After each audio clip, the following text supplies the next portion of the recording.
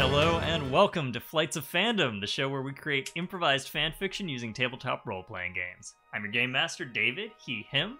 I'm a graphic designer, an illustrator, and a game designer. You can check out all my games over at dbb-8.itch.io. I'm also on Instagram at dbrunelbrutman. And tonight, we are back in a galaxy far, far away for our Star Wars flight, Longshot. We are playing a simplified version of the Forged in the Dark game Scum and Villainy. And with that, I'm going to throw it over to our players to introduce themselves. Let's start with Hopper. Bastard. What's up, everybody? I'm Hopper. I use they, them pronouns, and I'm a professional arborist and game master based out of Brooklyn, New York. You can find me on most social media platforms underneath the handle Fail Deadly. That is with a 3 instead of an E, so it looks like Fail Badly. And if you are looking for the stuff I produce, which includes some actual plays and other shenanigans, you can find me under the Legend Tree in most places. And tonight I will be playing Cheekra, the Ewok muscle. Awesome. Let's take it on over to Marcy. Hey y'all, I'm Marcy, aka Experimental Madness, which is the name you can find me most places around the internet, except for Twitter, where I'm still the resident cryptid. And I'm back once again playing Zethu Desh, the Arcanian offshoot pilot. Cool. Bringing it around to Wesley. Evening, folks. Wesley, any pronoun will do, he, they, or she, as long as it is said with respect. You can find me on most social medias at Horniest Lobster. And tonight I will be replaying Dr.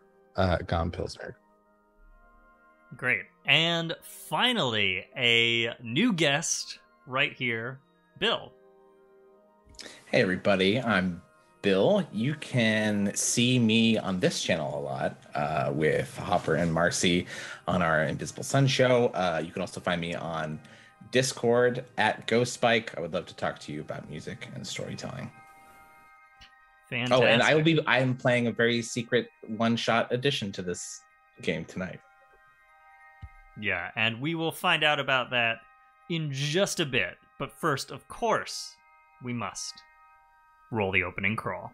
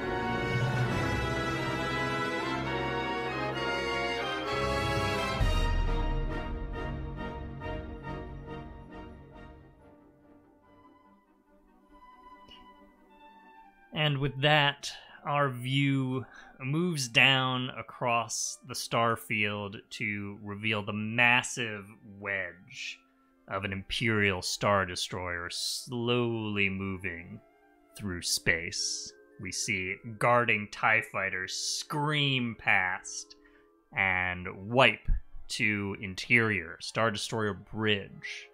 There's a pale, sort of angular woman with red hair in a gray Imperial Navy uniform standing at attention. A hologram appears in front of her. This is a mustachioed man in a black cape and armor. Captain Leoto, good to see you again. I trust your partner and son are well? Yes, thank you, Moff Gideon. How can I help? Well, you're, as you well know, not under my command, but Admiral Malthus has graciously allowed me to ask of you a favor. Based on the bounties that you've issued recently, it seems like you're looking for an important target. I'm also looking for an important target, and I've chased that target to this sector. Perhaps we could pool our resources for the glory of the restored empire? Certainly, Moff Gideon.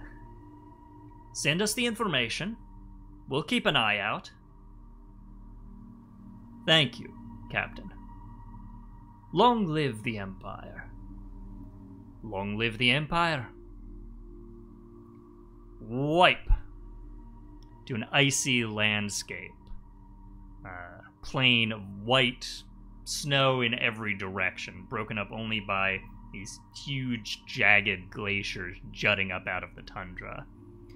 Moving in, we can see just a few twinkling lights on this icy plain. It's a small settlement.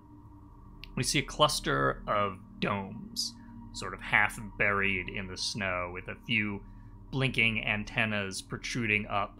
There's a small, flat area cleared to the side, which serves as a landing pad for this settlement. There's a few ships on there, a couple of very weather-worn snub fighters. We see the double-engined profile of the Razor Crest, and the larger saucer-shaped Longshot parked there on the pad.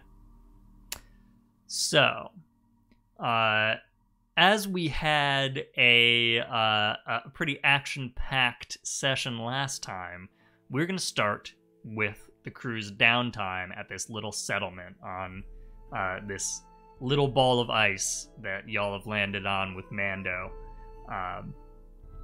So, I want to know where we find each of you for your downtime actions and what you are up to.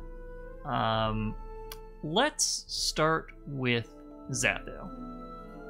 So, where have you gotten to in this little settlement, and what are you doing to blow off some stress while you get your ship repairs in order? I'm going to say part of this, she's definitely very hands-on and active with the ship repairs. That's her baby. Yep.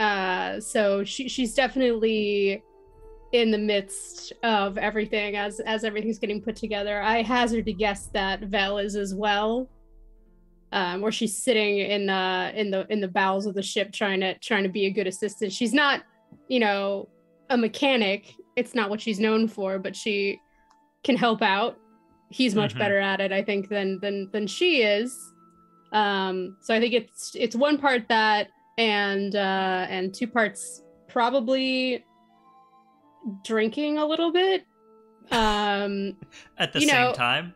No, hopefully not. I do think though that with people around, because the last few times we've activated her force abilities, it's just been really with the group and enemies, but this is the first time we've sort of stayed in one place and she actively knows kind of what she's doing. And I think the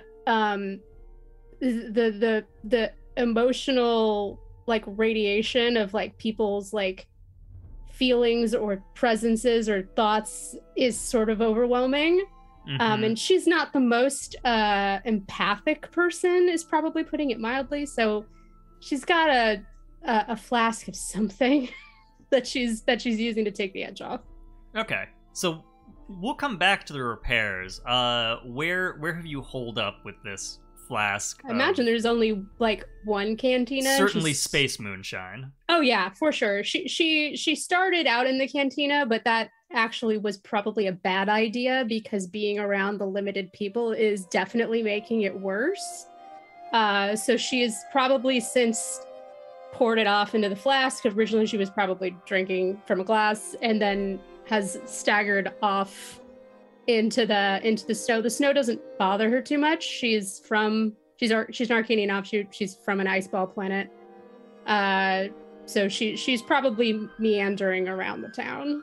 Cool. Okay, so you're kind of walking the perimeter with this flask, Very taking restless. an occasional swig. The wind and snow kind of whipping around you, but not really seeming to bother you much. Let's get a roll to see if blowing off stress gets you into any kind of trouble.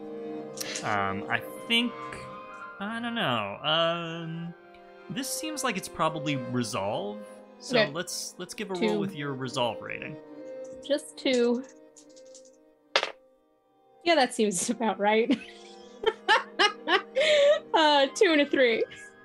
Okay, so it's certainly going to get you into trouble. I do clear the stress, though. You Right? absolutely clear the stress. Yes. Oh. Yeah, you always clear the stress. It's just, are there consequences or not? Yeah, I mean, with a 2, or with a 3, it's the highest. Let's be fair. As you are walking around the perimeter, you hear Ziara's voice, sort of by your ear. They're awfully loud, aren't they? Do you have anything better to do? Like, you gotta have people you would rather haunt. You're easily the most interesting person for me to talk to. Yeah, they're loud.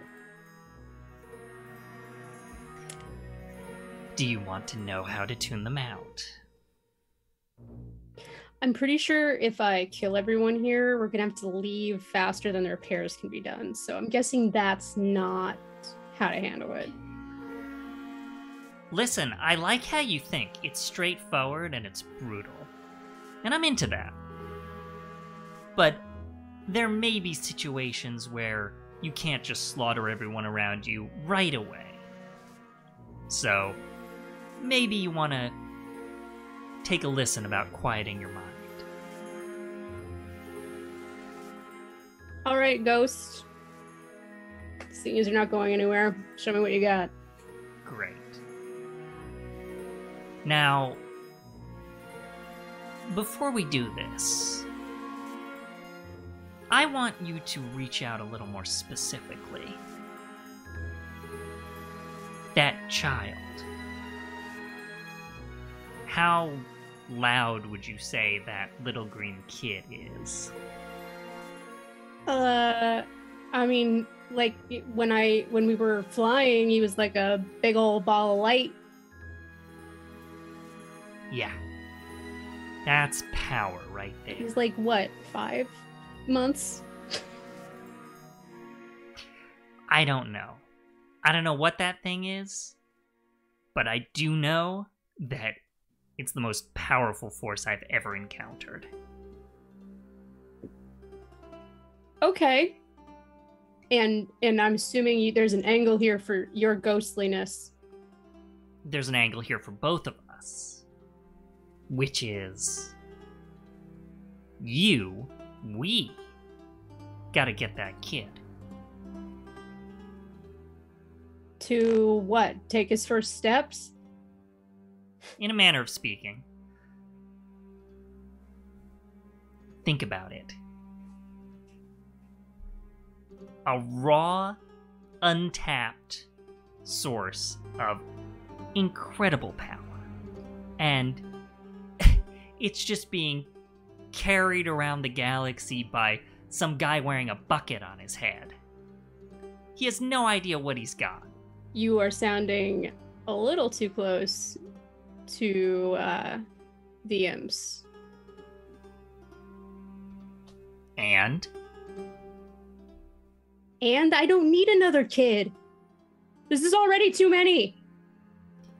so get rid of the lame one that you have now and trade up to a more interesting one. I think she swipes at nothing, but the movement is incredibly violent. It almost looks like she's trying to strangle, as if she was here. don't listen to me all you want.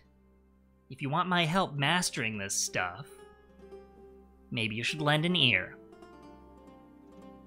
Listen, you were the only reason I'm even entertaining any of this is because you said I could use this ability to protect Vel. Now, you want me to just swap him out because you found a more powerful battery. It's all stepping stones, Zethu. Don't you get it? For what? You're dead. I might be hallucinating. I don't know what was in this stuff. For what? Come on. You can feel it now. You can feel the power. You can feel the force. Yeah. We could carve out a nice little section of the galaxy for ourselves, Zethu Desh. You and I and that kid. You're dead. I just want to be very clear that you know that, because whatever power I carve out for myself, you're not part of that.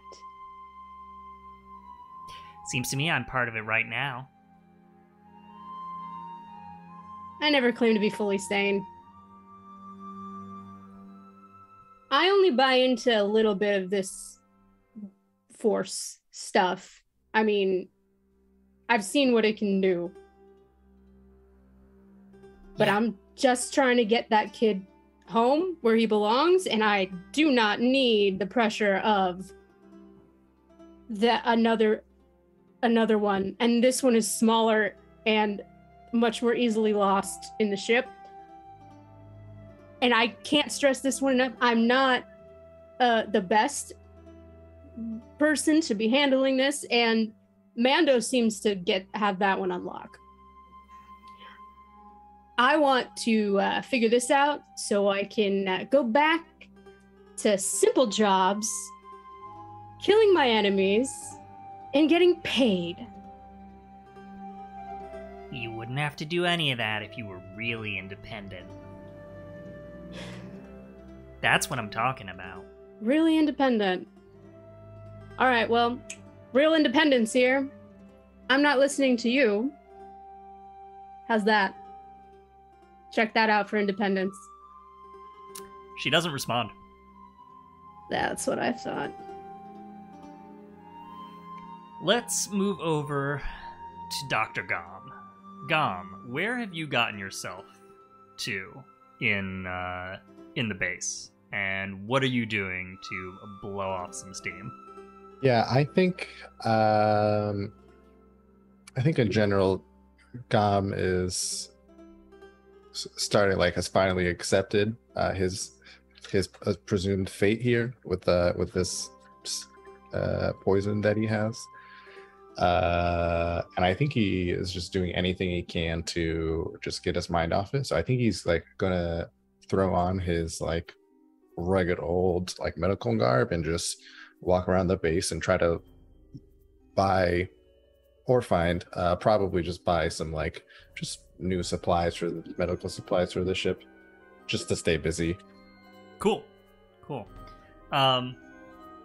Yeah, so I think the settlement has a small infirmary that you come upon. I don't know that they have any formalized like shops where you would buy medical supplies. Oh, sure. You can certainly yeah. go in there and attempt to barter. See what it is you can get. Yeah, he'll approach one of these infirmaries, kind of knock on the, I assume there's like a hangar door or just like a door frame or something on his way in. Yeah. All right. Let's have a roll. Fortune roll. I think we are looking at your operate stat because you are engaging in some medical and scientific shenanigans. Yay. 5. 5. Okay, mixed success. Cool. So, clear your stress, obviously. Yep. You you knock on the door and slides open. There is a maybe a doctor, certainly some sort of vague medical professional-esque individual in there. We will say we'll say this is a Mon Calamari. Perfect. In a white coat, who says, "Yes, how can I help you?" Evening, Doctor. Hi. I don't know if you saw some of the ships that came in. I'm a medical officer on the hut. You're one of the strangers who came in here. Yeah. I'm the medical officer on board. We're transporting just a child from one plant to another. We're running a little short on medical supplies. I was hoping I could maybe buy a couple off you, or I don't know, work for a couple hours, or help out with something around the infirmary in exchange for some goods. Well, I think we could arrange something, certainly. We have need of medical services all the time. We're a small settlement, and, well, I'm just one Mon Calamari. There's only so much I can do. Well, I'd be happy to help around whatever I can. Well, I have some rounds to make this afternoon. If you wouldn't mind tagging along, I think I can see my way clear into digging into our stores a little bit, giving you a little bit of this and that, and, well, hopefully we both make out ahead, Sure, sounds like a good trait to me. You got a clipboard? They wouldn't use clipboards. You got a data pad? Some readouts I can go over? Certainly. And he hands you a data pad.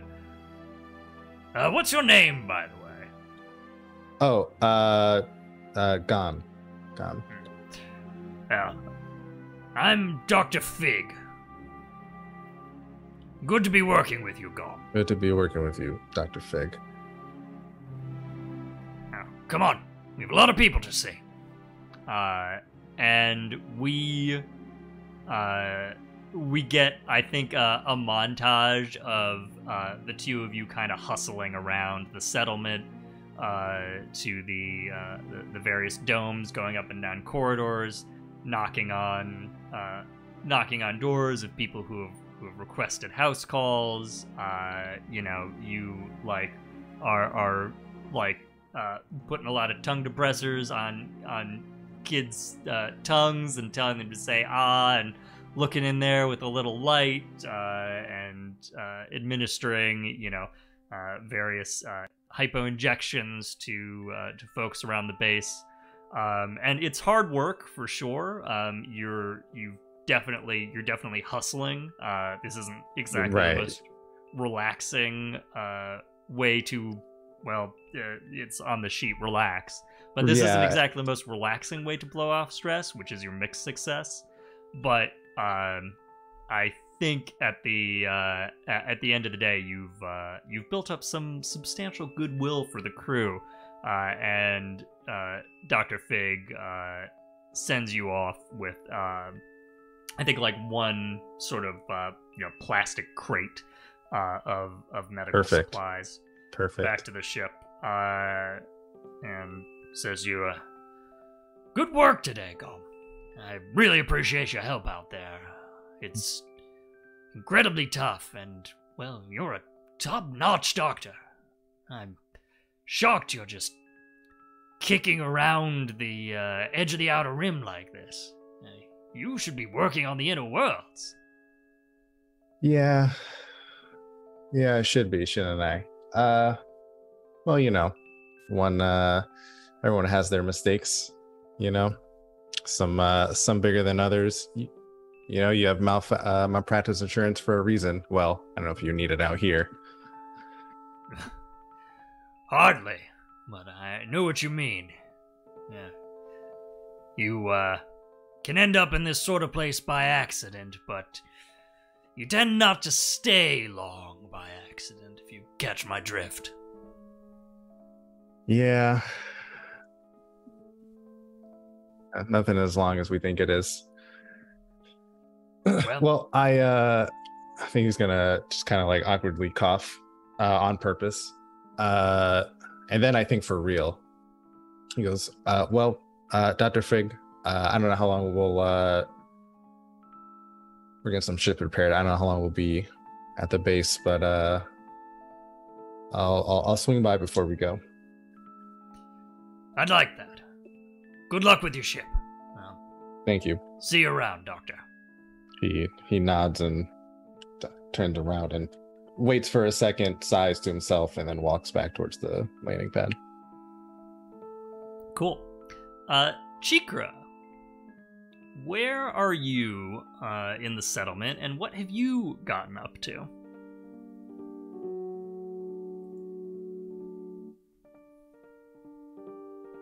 Question, David. No, still nothing.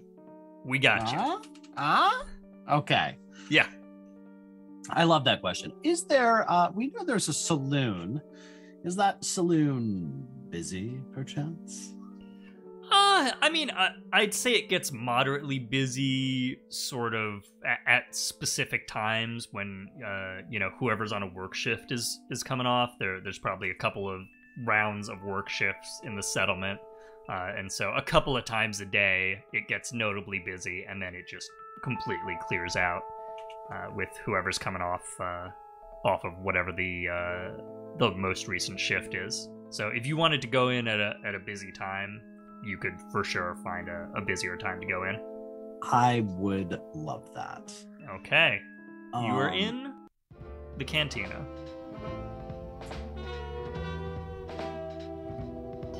Vibe for a second.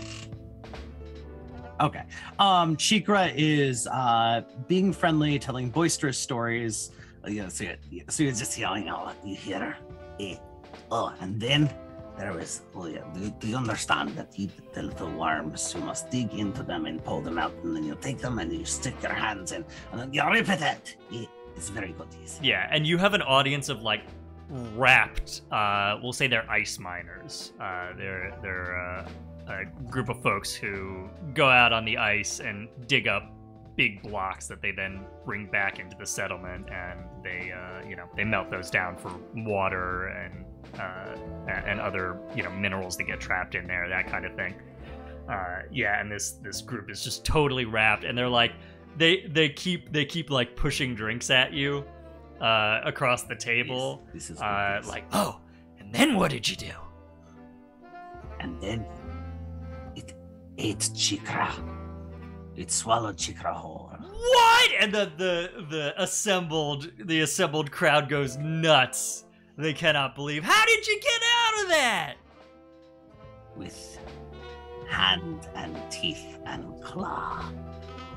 Because you can eat many things, but it is inadvisable to eat a Cheekra. They are known to cause stomach aches. And the guy the group of these guys, these miners, are like laughing and cheering and like patting you on the back and shoulder. Somebody get this little guy another drink.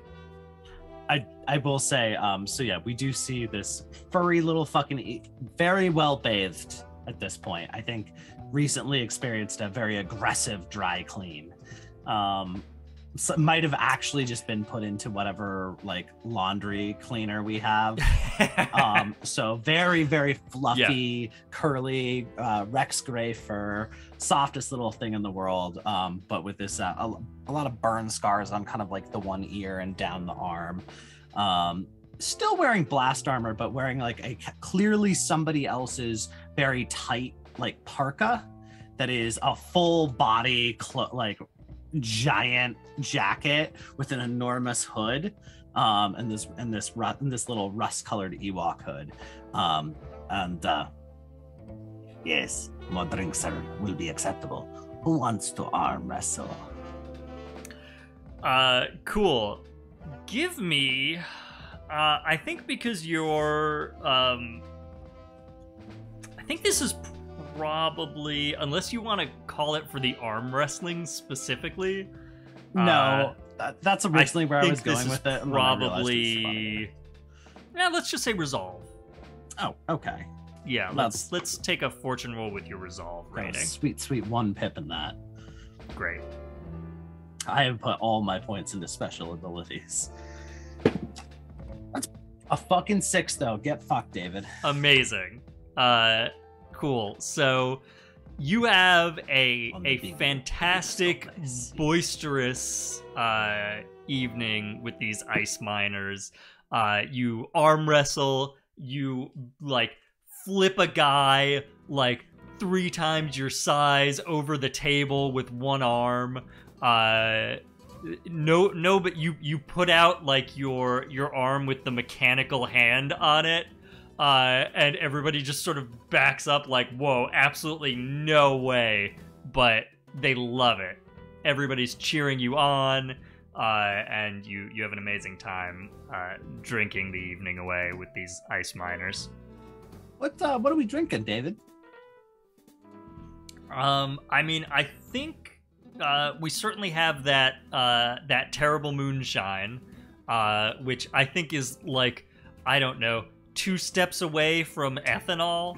Yeah, that's how you melt the ice. Right. And I think because you got a 6, they might bring down some top shelf stuff. Like they have a bottle of brandy from Coruscant that they have been saving for pretty much the entire time that this settlement has existed. And the bartender brings it down and says, "You know, I was saving this. I've been saving it for years. The guy who was in the position before me was saving it. But you and your friends getting rid of those ice worms, if there's not an occasion for breaking this bottle of Coruscant brandy open, I don't know what is." And the bar cheers, and he pops open the bottle, and it's around for everybody. So, with that, I want to circle back around to our repairs in progress. So who comes upon Vel as they are working on the hyperdrive with R4LS? Definitely Zethu. Definitely Zethu. Yeah. Cool. Anybody else, or are you off doing your various activities at this point? I think Gom might be back on the ship by now, but I think he's ignoring the engine room. He doesn't know what's going on in there. Cool. So, Zethu, you return to the engine room of the Longshot after your excursion onto the ice, and it is chaos. Vel has their head stuck into the hyperdrive, and they keep looking out. There are parts and tools strewn everywhere, and R4LS is going back and forth, and Vel is just shouting at this poor astromech droid, who is just sort of animatedly trying to go back and forth. Now get the hyperspanner. Get the hyperspanner. No, the other hyperspanner. The one with the attachment on it. Oh, for heaven's sake. Are you serious? Are you serious? Come on. Hey, what the criff is going on in my ship? Okay, so, Zethu, the kid is being extremely demanding, and, I'm trying my best here, but I am not exactly programmed to, I'm programmed to deal with children a little bit, but mostly what I'm programmed to do, I'm not programmed for engineering, and I can't find anything, and the kid keeps shouting things at me. Yeah, I got it. I know where the other hyperspanner is. What is happening though? Like this is extensive though. As she's saying this now, she's going over to hand it to Vel, and you turn around and you just look at this wreckage, and Vel is saying, "Well, I'm trying to fix the hyperdrive, obviously, and as we discussed with the parts list that I sent everybody out on, and Yeah. most of these parts are pretty good, I am retuning it so that we can get at least 20% again the efficiency once we get it back up, but I can't work under these conditions. I need a proper mechanic, Zethu. When Ahesha was here, at least she knew which part of the ship went where to begin with. Listen, I know where certain parts of my ship go. I'm not a mechanic like Ahesha. No, but can I help? Okay, well, can you reroute the main hyperdrive manifold through the outtake so that it loops back around and feeds in again through the secondary manifolds, and then we can plug in the secondary power source, and then we can have two running simultaneously? Do you know where that is? Maybe. Yeah, exactly. I rolled a 4. I just rolled a random dice. I need a mechanic to work this. There's no way I can do it without somebody who actually knows their way around a Hydra spanner. A proper mechanic. All right. Whoa, heard. You sure you don't want to go into the military? Sorry, I'm just No, respect. I get That kind of attitude's excited gonna- when there's a technical project to work on. No, I got that. That attitude's gonna take you far. I mean, I know where some of the stuff is. Not all of it. We could ask our new friend. I don't know. He's been flying that old bucket for a while. He probably knows something. The Mandalorian? I don't know. Do you The think less people know our business, the better. And he's already all up in our business, so it's too late for that. I don't know. He kind of freaks me out. Yeah, he freaks me out too. That's fine. That makes 2 of us. But, you know, he's not going to pick on you. Obviously, he's got kids. A kid. Somewhat of a kid. Okay. Can you ask him? I think she, like, reaches down, like, he says his head's still sticking out through the, the hyperdrive port. Yeah. Yeah, she just, like, ruffles his hair a little bit, gives him a smirk. He's like, yeah. And don't worry, I'll put up a fight if he gives me any trouble. Okay, cool. I'm sorry about yelling before. I got excited. Hey, if you give me my my hyperdrive back, kid, you can yell all you want to. Okay. Cool. All right. I'm gonna get you something of a mechanic. Just find a freaking mechanic on a nice ball of planet. She's just like walking away. The Razor Crest is like adjacent to us, right? Yeah, you're parked together on the. Cool. I'm on this mildly tiny drunk. We're gonna landing go. pad. I'm definitely mildly drunk from that roll, so I'm gonna meander over. Yeah.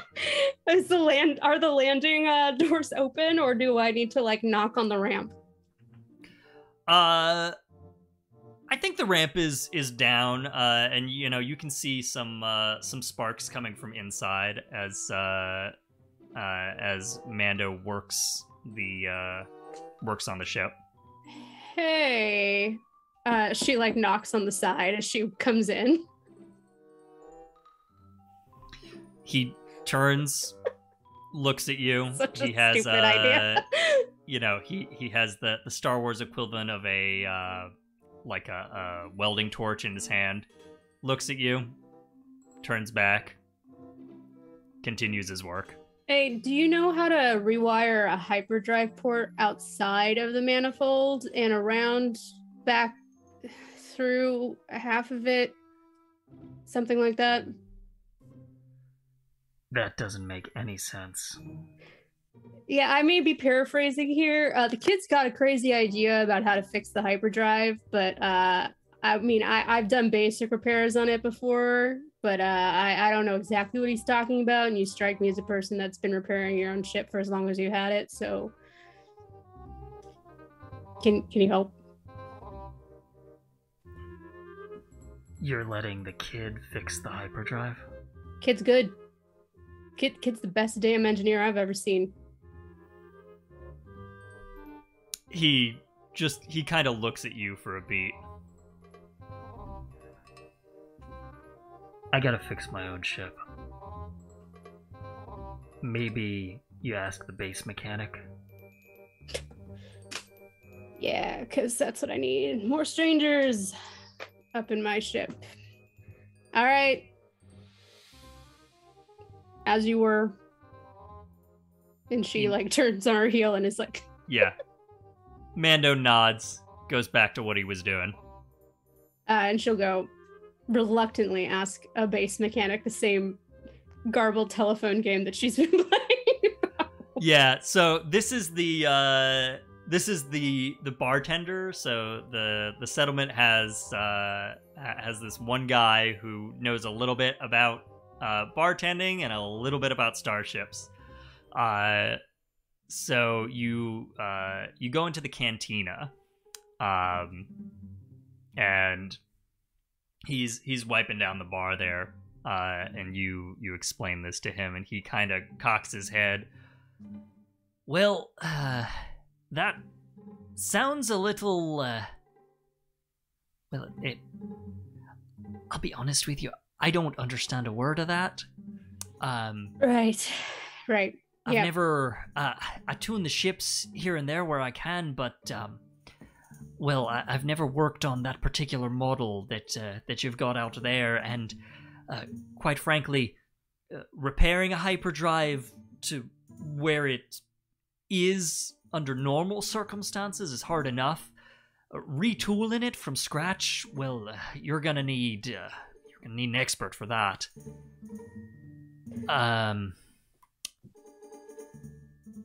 might have one, but, well, she's a little odd.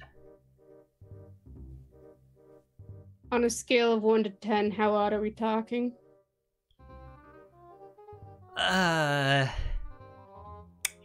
Maybe I'd better just show you. Yeah, that's probably a good idea.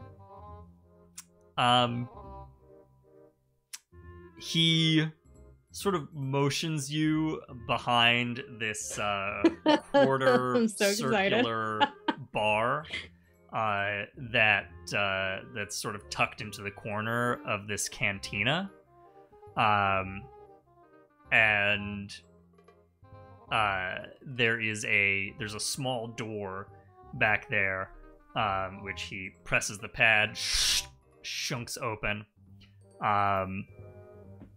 and he says to you, "Now, I gotta warn you before you meet this one. There's a lot of strange rumors about her. They say she's left a trail of dead ships in her wake."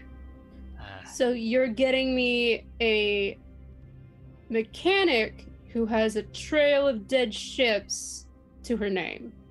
Right, but not in the way you're thinking. In sort of the deliberate way. All right, I'm listening. They say it starts small, you know. You get a blip on your sensors. Not sure what it is. Go to check it out. Nothing's there. Maybe it was a small ship, maybe it weren't.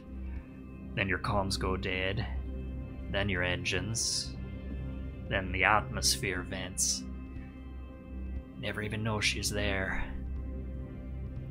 Now, to me, that sounds like somebody who knows their way around a ship. Inside and out, every little mechanical piece of it. Who can shut it down like that without anybody noticing? So, you see what I mean. I think she's an expert if those stories are true, but if they're true, well, she's left a trail of bodies in her wake. Who knows how long? Oh, I can handle a blood trail or two. That's not the problem. If she tries anything funny with my ship, though, she's gonna be one more body in my wake, so I think we'll be understood. Good. Just needed to prepare you. But, well, obviously you can handle yourself. Come on. And he leads you down a little corridor through another door into this kind of back room of the cantina. And Fess, what's the scene back here? Who do we see? And what are you working on currently? So I think you hear before you see just the mumbling that's probably cursing coming from underneath a large appliance, and you see 2 boots sticking out from underneath it. And upon hearing the door opening, wheeling out in front of this is a Sulliston, about 5 foot tall, wearing maroon coveralls that are patchy with sweat. They're about 2 sizes too big. And you see this Stewie Griffin shaped head turn to look at you with these beady black eyes. And you can see on one side her skin, which is normally kind of the color of like clay.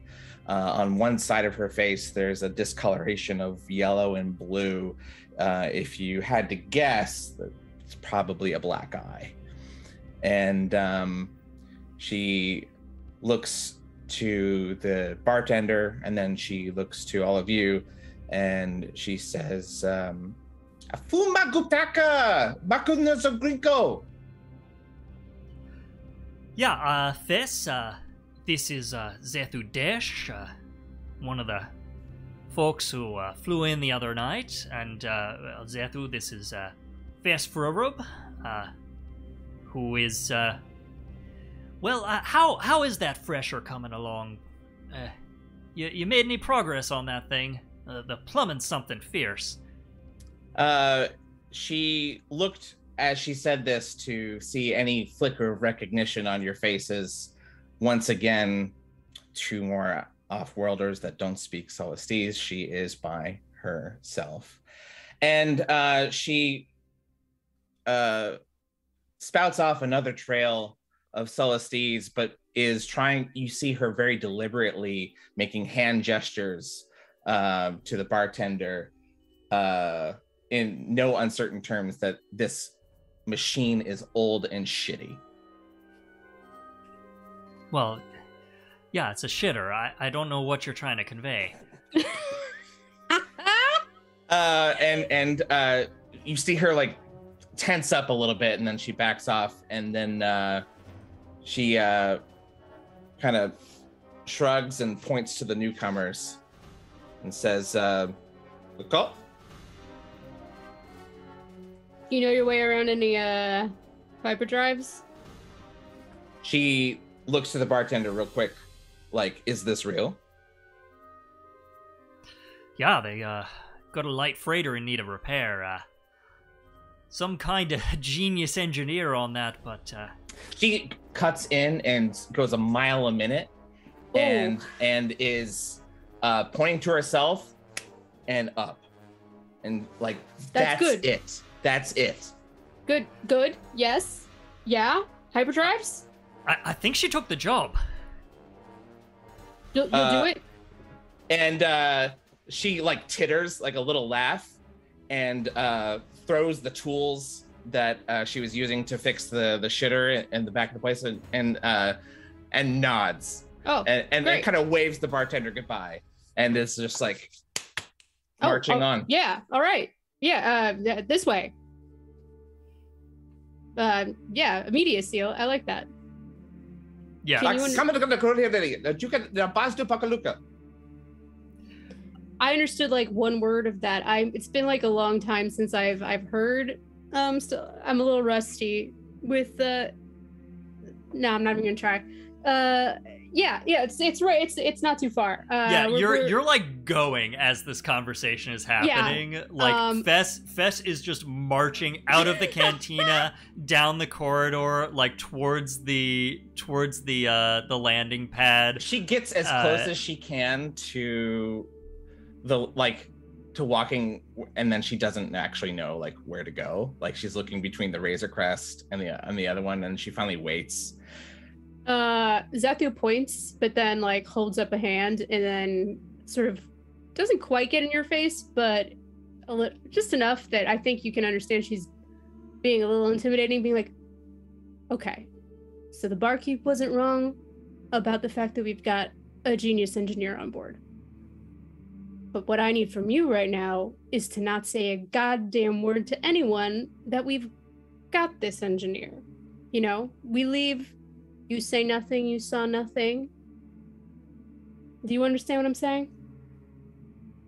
She nods slowly, and with great effort, she says,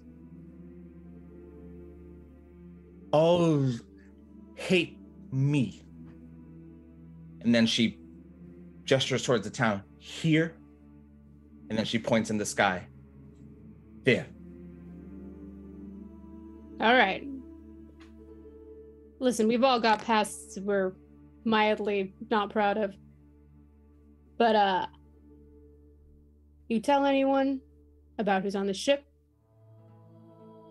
and I promise that people hating you is going to be the least of your worries. Understand? Very derisively, she speaks some Celestes to you, and you realize that even if she wanted to tell people, who is gonna fucking understand her? All right, come on in. Hey kid, I brought you an engineer. Yeah, Mando is kind of like, you just see like a helmet, like a chrome helmet, like leaning out of the side door of the Razor Crest, like watching these proceedings. Oh shit. No, don't notice that I like my child. And just as you get onto the ship, if you glance back, Mando just kind of nods at you, withdraws head back into the Razor Crest. Oh, good. Okay, you are a mechanic. I guess you look like a mechanic. She says a nonsense phrase in Celestes to see if anything registers. She's like, pink cows say, "What's up?"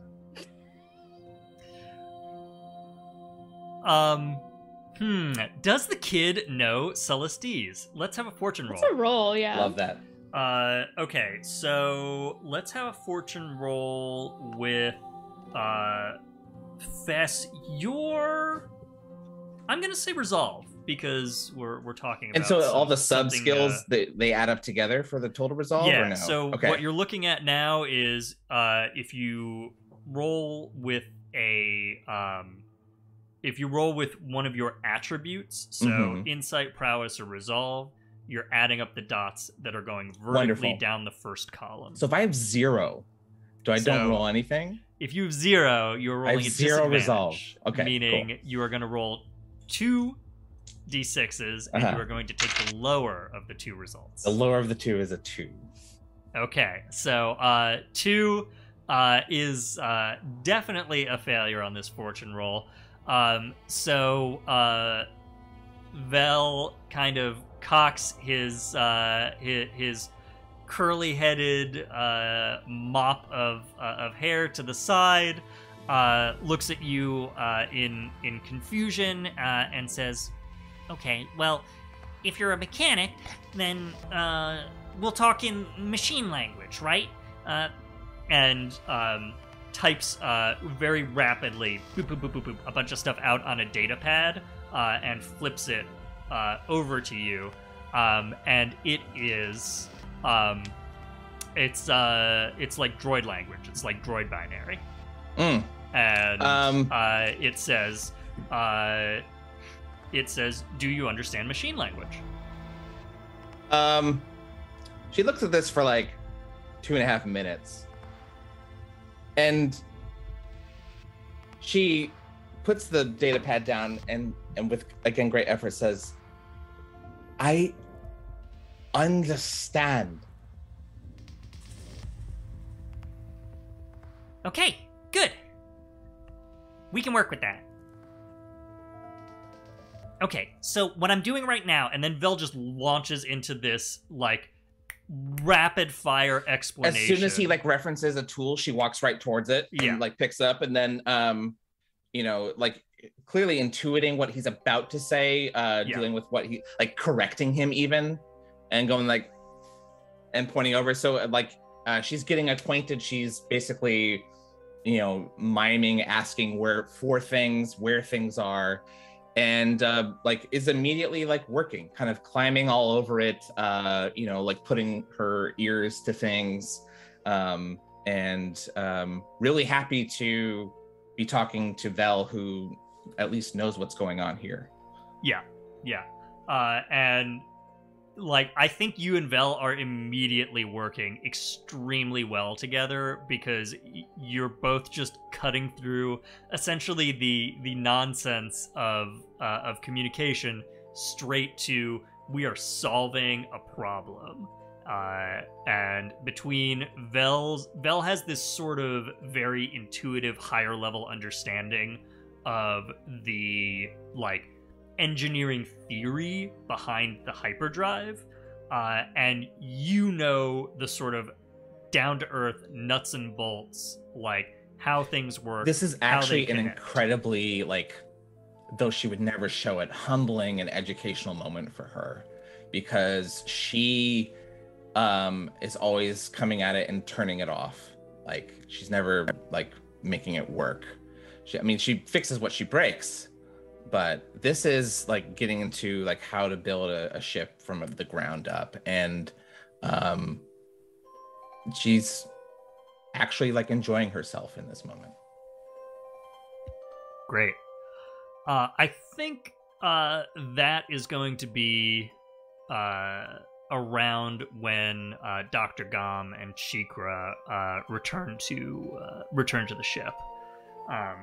So the two of you come back aboard, having completed your various carousings and medical rounds, and you see different types of rounds. Yeah, right. Everybody had rounds. Yeah.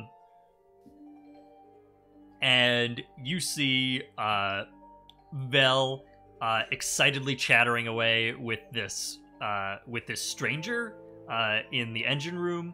Zethu, I imagine you're kind of overseeing the operation. Yeah. I think she sees Gom and Cheekra come back, and she just, hey, kid needed a hands-on mechanic, so turns out they had one lying around.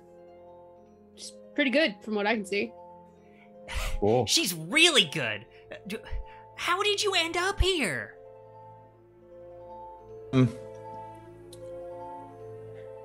Fess walks over to the data pad and like points to the next step. She doesn't want to talk about this.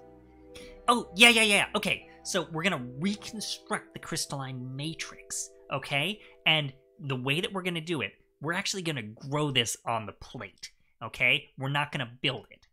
Yeah, I know, but here's why. And don't blow up my ship. And he launches into yet another explanation. Gom and Cheekra, how do you react to this scene?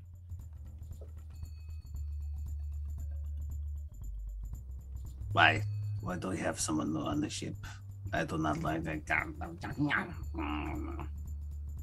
It's just temporary. Cheekra has resorted to slurring an Ewok. Absolutely shit-faced little teddy bear. Still in this massive, I'm assuming it's maybe the kids' parka that you well, pick. even the kids' parka is going to be one of the spare parkas that I had in the ship. So they're all adult-size parkas. Yeah. So like Cheekra is dragging on the floor like a wedding train. And you can see Cheekra's visibly, like, even with that low center of gravity, visibly kind of weaving back and forth as they're trying to focus on. Come on, buddy. Let's get you some electrolytes. He's gonna try to usher Cheekra away. Fess does a full double take, like a Paul Rudd double take at the Ewok. She has never The seen best one double before. take of all time.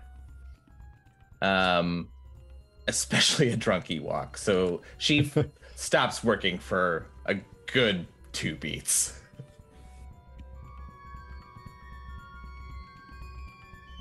Why is it looking at me, Gom?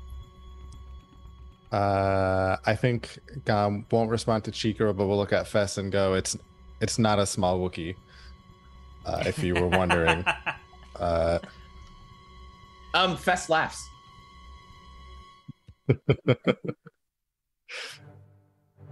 Tell it I am not. We do not eat the Cheekra. Right. Oh, not for eating. I think she can understand you, buddy. Oh.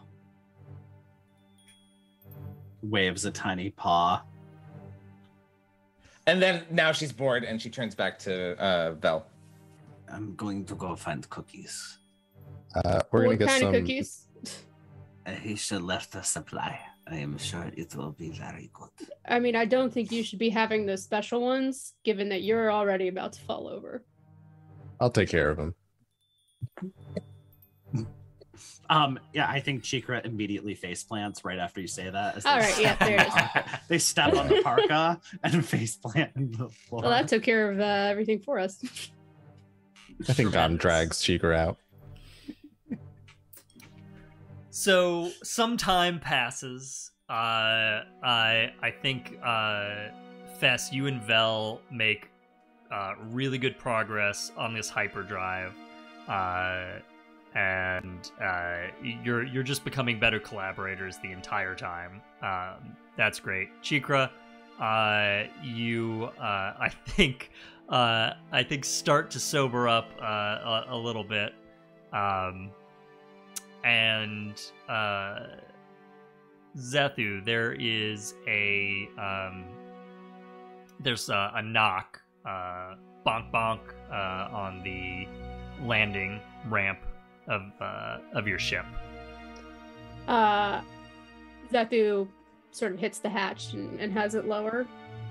Yeah. The Mandalorian is there with his little green big-eared kid. If you're asking about if you need my help fixing your hyperdrive, the answer is no. We're good. We're ready to get in the air. I see you found a mechanic. Yeah, she's pretty good. Good. I'm glad to hear that. Can we talk for a minute? Come on in. she's she's just very done today. I think she's still drinking from the flask. Yeah. So you. Then just sort of like, I don't think he's been inside the ship yet. He is not. Yeah. This is it. He looks around, kind of nods at it. I think R4 sees that the child is back, and immediately like wheels up and says, "Oh, you're back! Oh, this little cutie! I missed you so much. When was the last time I saw you? Let me check my databanks. Oh my goodness, it's been 4 hours. Can you even believe that? 4 hours. Oh, I missed you so much. Look at this little guy." And she kind of extends like a little out of a panel, like a little manipulator arm, like a pair of little manipulator arms, and just sort of like juggles the child around a little bit. He seems to enjoy this. Yeah, Zethu looks over at the Mandalorian and just goes, "I told you she's good with kids." So the Vel is enjoying this with the robot. Oh, that is the baby. The Grogu. Yeah. So Mando has sorry. brought Thank you. his little green foundling over here. 2 kids now on and, my ship. Love it. Got it. And Sorry. the ship's They droid all is look very alike. excited to see the little green child. I think maybe she's having a bit of whiplash from your now more problematic child for her. Hey. All right.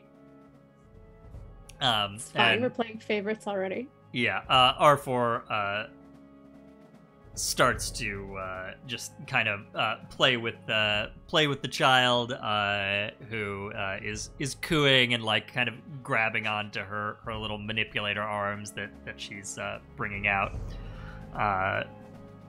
Mando says to you, Zethu, now that we're getting the ships repaired, I wanted to ask you again about the kids' people. Okay. I don't know where anybody is. I found... Look, the person that I found wasn't good. All right? And if that's how they're all like, I don't know if you even want to have them be involved. Tell me about them. All right, she was doing work for the imps. I know. Correct me if I'm wrong, David. It was bodyguarding, wasn't it? Yep. That's right. So she was, while the Imperials were holding Vel, she was employed as a high-powered freelance bodyguard For the kid. for the kid.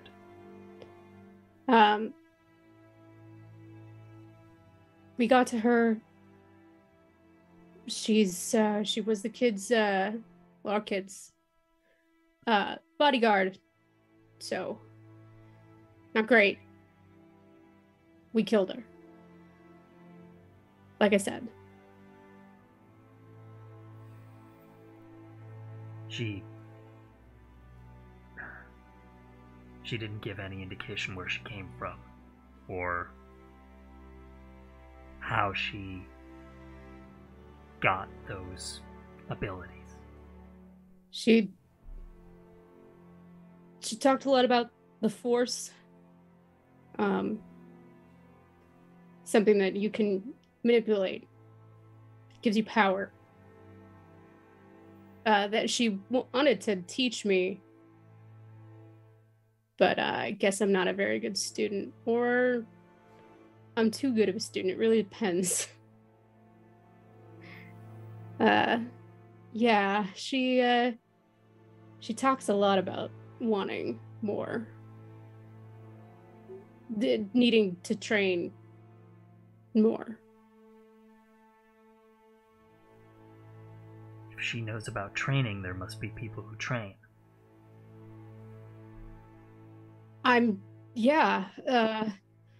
But look, Mando, this little kid, the woman that we fought, the stuff she could do, the stuff she talks about, it wasn't what I would say a healthy environment for a child.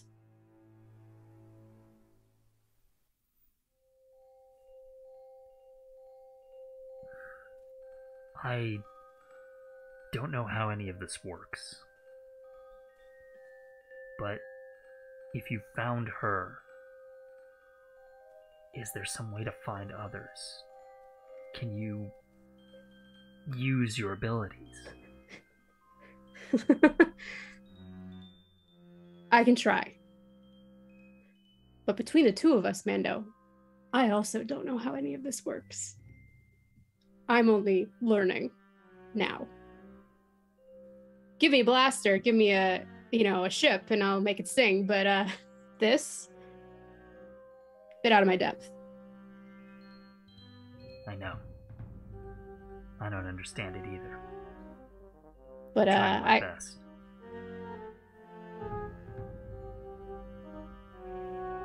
Well, since you haven't killed us, and we already made a deal, I'll try.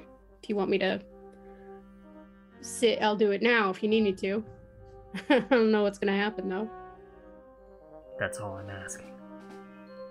All right. Well, if I start bleeding, just know that is normal, I think. It keeps happening. Don't worry about it. He doesn't say anything to that. Yeah, Zethu is gonna I guess take a seat in the middle. I think we're in like the mess, so we're not like hiding in the cockpit or anything like that. Just gonna take a seat and just be like, all right, find more. And I think like there's a part of her that's just a little bit like, all right, if you're still haunting me, now might be a really good time to show me where everything is. And she's gonna put a call out. This is different than I think, like she's not really like, before when she reached out to find and locate, she knew that there was at least somebody in the Razor Crest. So this is her first time really reaching into the void. Yeah. And she's going to take a really deep breath and pull very, very deep and just sort of like send out what she would imagine would... It's like she's shouting into the void. She's literally shouting into the void. Yeah, you've just gone up to the top of a mountain and you're going, "Hey! What's up? Hey!"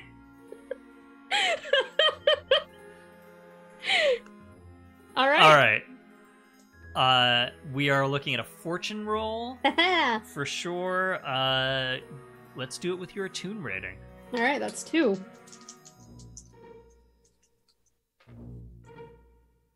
Oh. A 5 and a 6. A 6. Huzzah! I love these dice. Very cool. Very cool.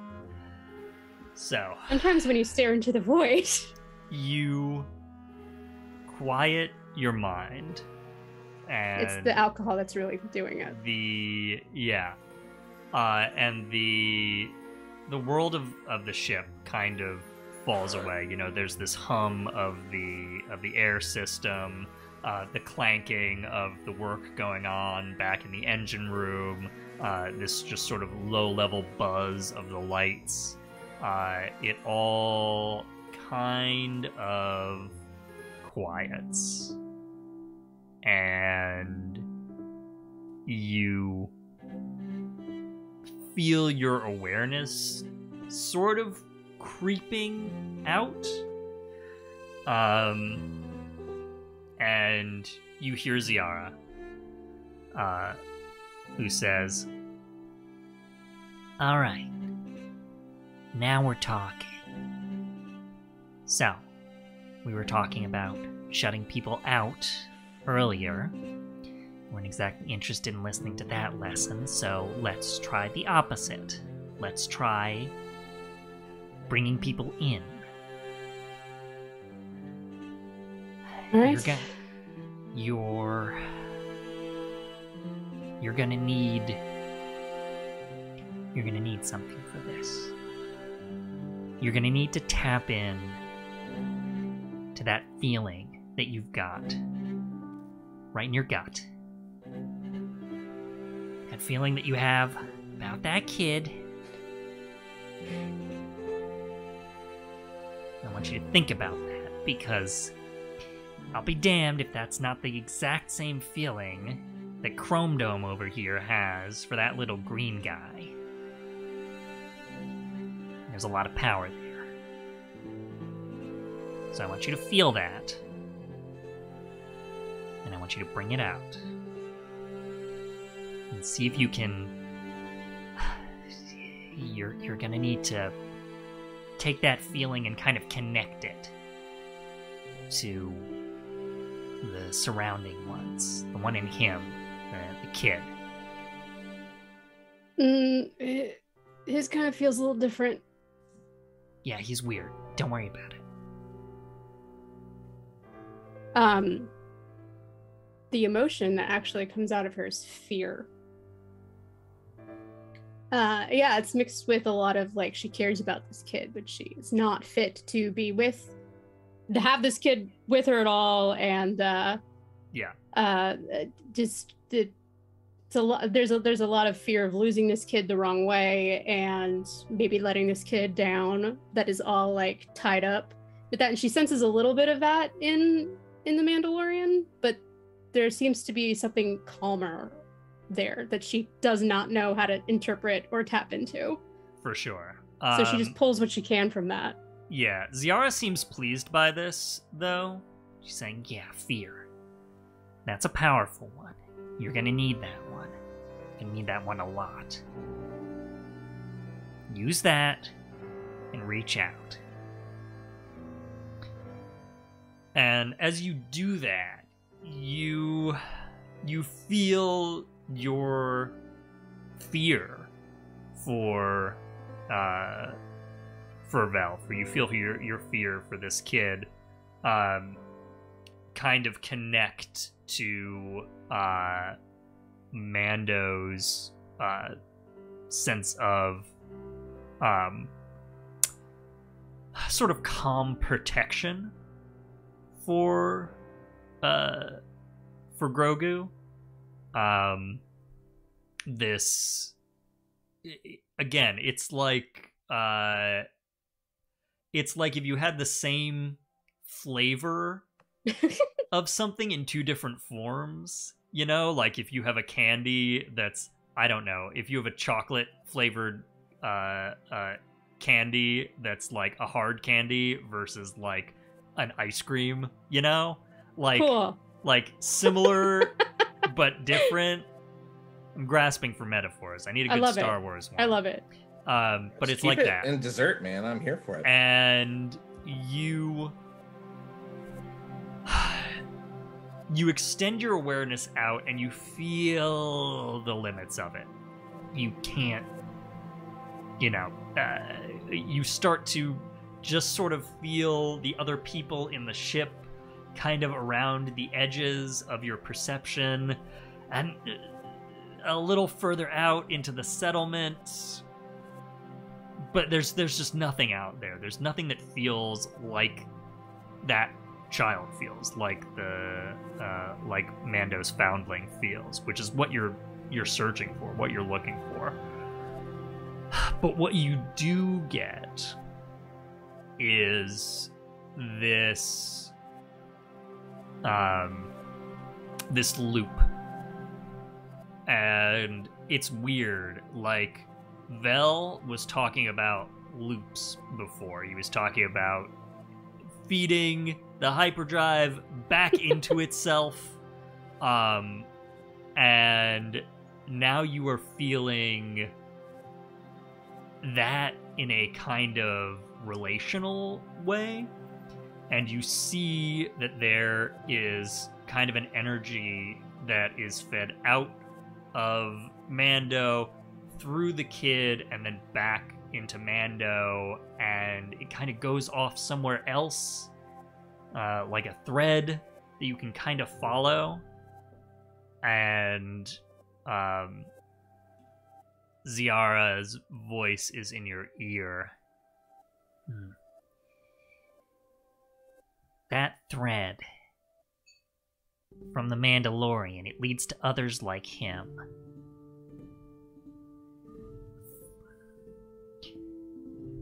I think the Force is telling you that if he wants to find this child's people, whoever they are, he has to find his people. It's a loop. It's a connection.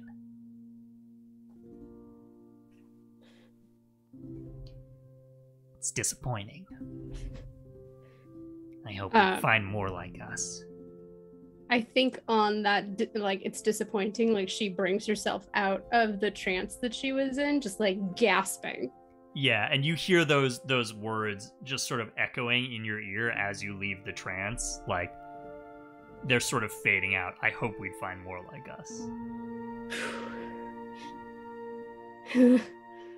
All right. Definitely one of the weirder things I've ever seen. What did you say? I think you gotta go find your own people. There's some sort of connection, but it just keeps looping around. I can't push it out much further than that. There's just nothing, but the only thing that I could see is something that pulls from you out somewhere. My people are scattered. Oh, I know that feeling. I mean, I wouldn't know how to contact them.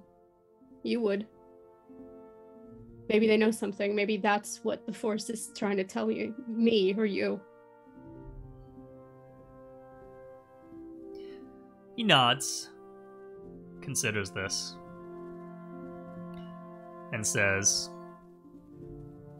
"All right. You helped me. Now let me help you." And I think that's a good spot to take a break.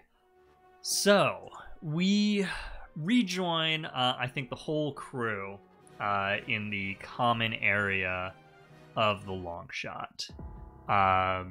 We are, I think, assembled together with the Mandalorian here.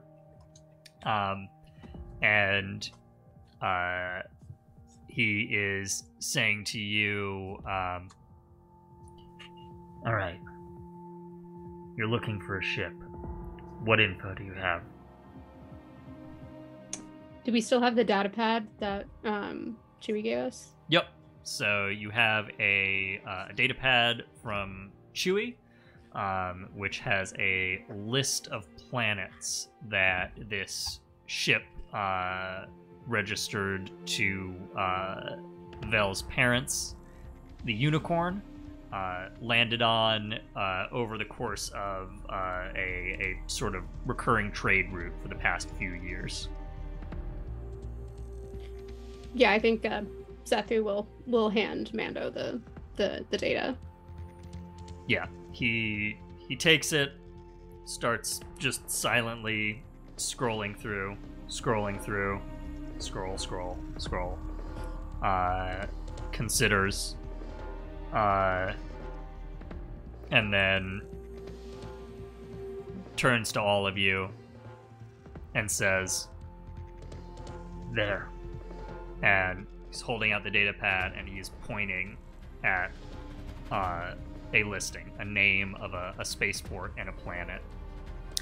Folks, what planet is the Mandalorian pointing to? Could it be any planet, or did we say it was mid-rim? It can earlier? be literally any planet in Star Wars, but Okay. The information that you got from Chewie, I believe, previously established that this ship plied the mid-rim. Could it be, is it Ryloth? That's the Twi'lek homeworld? Yes. That'd be sick. For multiple reasons would that be sick.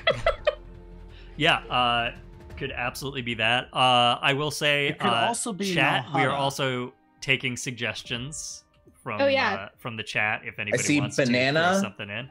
Oh, okay. Hold on. No, that was me responding to you. I No, it's a banana, Michael. How much could they possibly cost? 20 credits? Banana system. Interesting. The banana system. It appears Banana's to not be- a system. He's a person. It's a... yeah. God damn it! Got there a second before me. God damn I was it. about to say it appears it's been removed from the records. All right, so we have Ryloth on the board. We have Nalhada on the board. Anybody else want to throw one into the pot? It's a very good one, though. Chandrila, just because Chandrila? I know it. Great. Iridonia's there, too. Okay, I'm gonna actually write this down.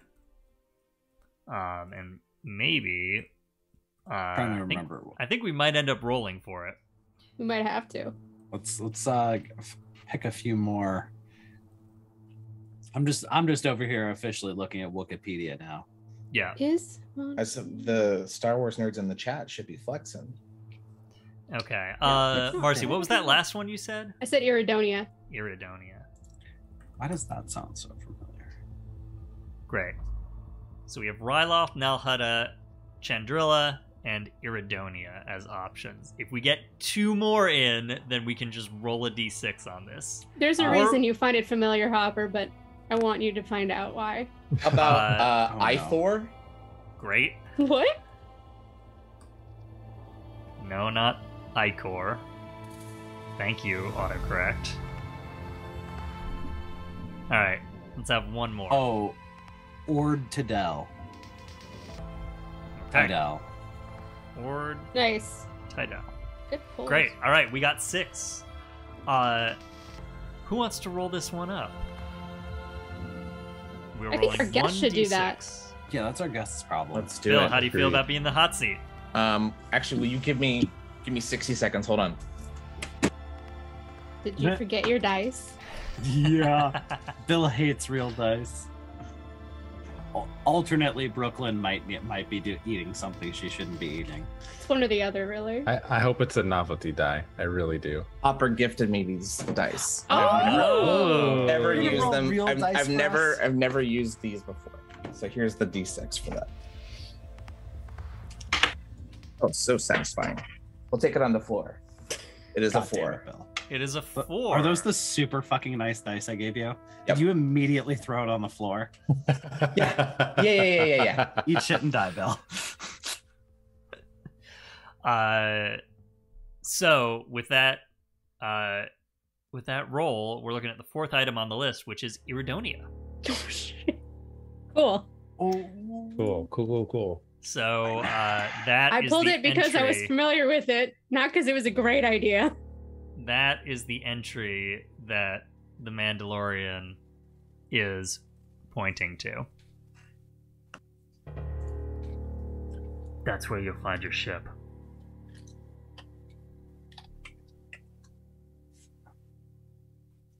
Well, I guess it no. could be worse. Oh no. Hopper's figuring out why I pulled it. Oh no. This is fine. You good, buddy? So, as you are absorbing this information, you start to hear something of a commotion outside. Zethu immediately pulls her blaster. How loud is this commotion? Fairly loud. I mean, we're hearing it through like the ship, right? Yeah, you hear people like yelling. So Fess would hear this in the engine room as well. Yeah, for sure. Okay. Yeah, I think Cheekra kind of stomps out, still just rat house, like coming off rat house wasted. So like no longer parked, just wearing blast armor, no pants, and a hood, and carrying a very aggressive firearm, and clearly weaving his little fuzzy paws towards the gang flank. Yeah, Gangway, enough time has gangway. passed that you are no longer actively drunk, Cheekra. You rolled a 6, not a 1. Oh, okay. Sorry, I'm hungover. Yeah. Again, though, you rolled a 6. You don't have to be hungover if you don't want to. The image of a Danny DeVito looking little fucking Ewok with a large gun and no pants is exactly Great. what I want to put out into the universe. Like, imagine if Danny DeVito was a tiny, super cute, cuddly teddy bear and had a very large gun and no pants. Yeah. We started blasting, is what you're telling me. That's what I heard. That's what I heard.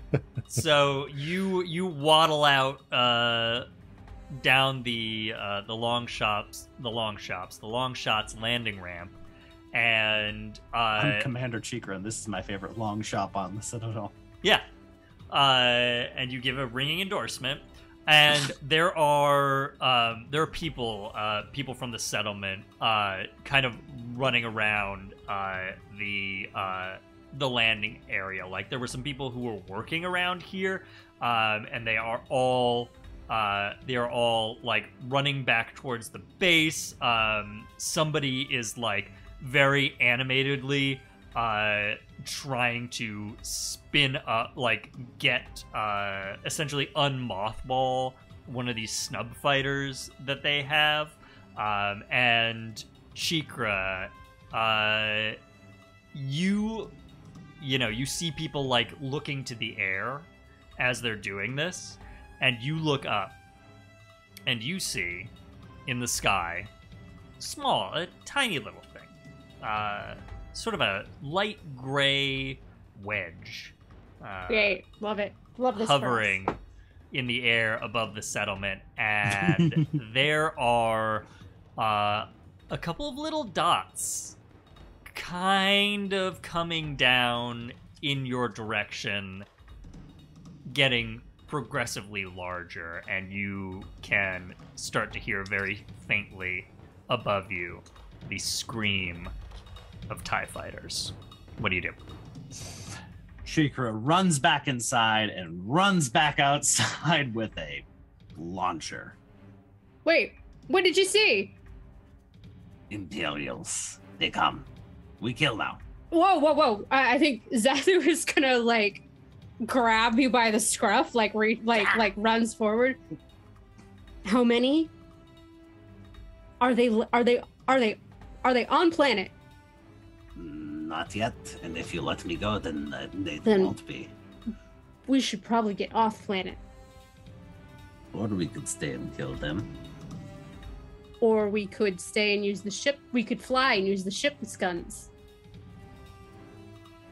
The Mandalorian, Fair. Let's eat. the Mandalorian says,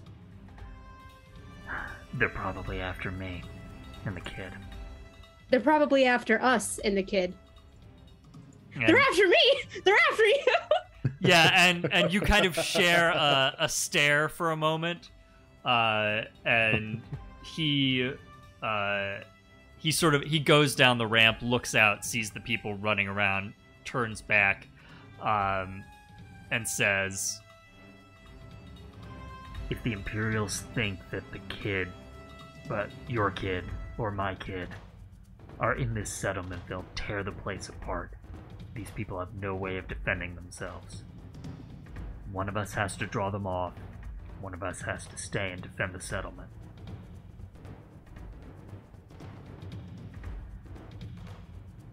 Criff. I vote that we stay and defend the settlement. More opportunity for Imperial blood. Doc, what do you think? Look, you guys use the guns. I guess I'll just go with you. Personally, I'd rather us get off the planet, if I'm being honest. That seems a little safer. I think Zethu can hear Fest still from like maintenance, even from the middle of the ship, and sort of like gives a solid knock on one of the panelings. Hey, we got imps. You see her double her speed and gesture to Vel to go faster, more. No, I get it. Oh boy, okay. This is still. Vel, we're not this anywhere thing- near done. It's not ready to fly? It'll fly, but the hyperdrive isn't ready yet. Why? I need more time. Oh, I guess we're defending the settlement. I can repair it in the air, but I just need more time to actually get it functional. There's just a few pieces missing. Yeah, would it be easy to repair it in the air? Would it be easy to repair it while it's not in motion? You see Hyperdrive's inert while the ship is in motion, as long as we're not engaging it. Fess has stopped and come towards you and is like clapping and just chattering, really incessantly and like let's go. Like up go or out Yes. go? Yes. Let's go. All right. The strange What's alien wants to leave, apparently. The screams of the TIE fighters are very close now. They, Cheekra, you see them swoop over the settlement and circle. And they are, there is a squadron of them that is now circling around the settlement, and these other smaller dots are becoming much larger. They are now pretty clearly the sort of bulky forms of some Imperial troop transports that they are about to land. Okay. What do you do? I think Zethu just everyone get to positions. We're taking this thing airborne. I guess we're gonna try to draw them off. She looks over at Mando. Is like, "You gonna be okay?" He just nods, and then he grabs the kid, and he is off the ramp and headed for the Razor Crest. Suicidal. Cheekra gives a little Ewok salute with a raised paw and knife up. Told you that guy was crazy. Yeah. Yeah, and he is up the ramp of the Razor Crest. It is raising, and the engines of that ship are starting to rev up. What's everybody doing in the long shot? Okay, yeah, Zethu is running for the cockpit and like dive bombing her way into the chair. Yeah, S is right behind her. Take a seat. Cheekra's heading for the guns. Yeah. Gom will go for Ahesha's gun spot. Great. So the two of you slide into position in the top and bottom gun turrets. Zethu, you flick the switches. R4LS is like, "Are we going airborne? We're going airborne, aren't we? Okay, we're airborne." And the ship is off the ground. What's your move? You have TIE fighters circling. You have troop transports coming in hot, and you have the Razor Crest rising up beside you.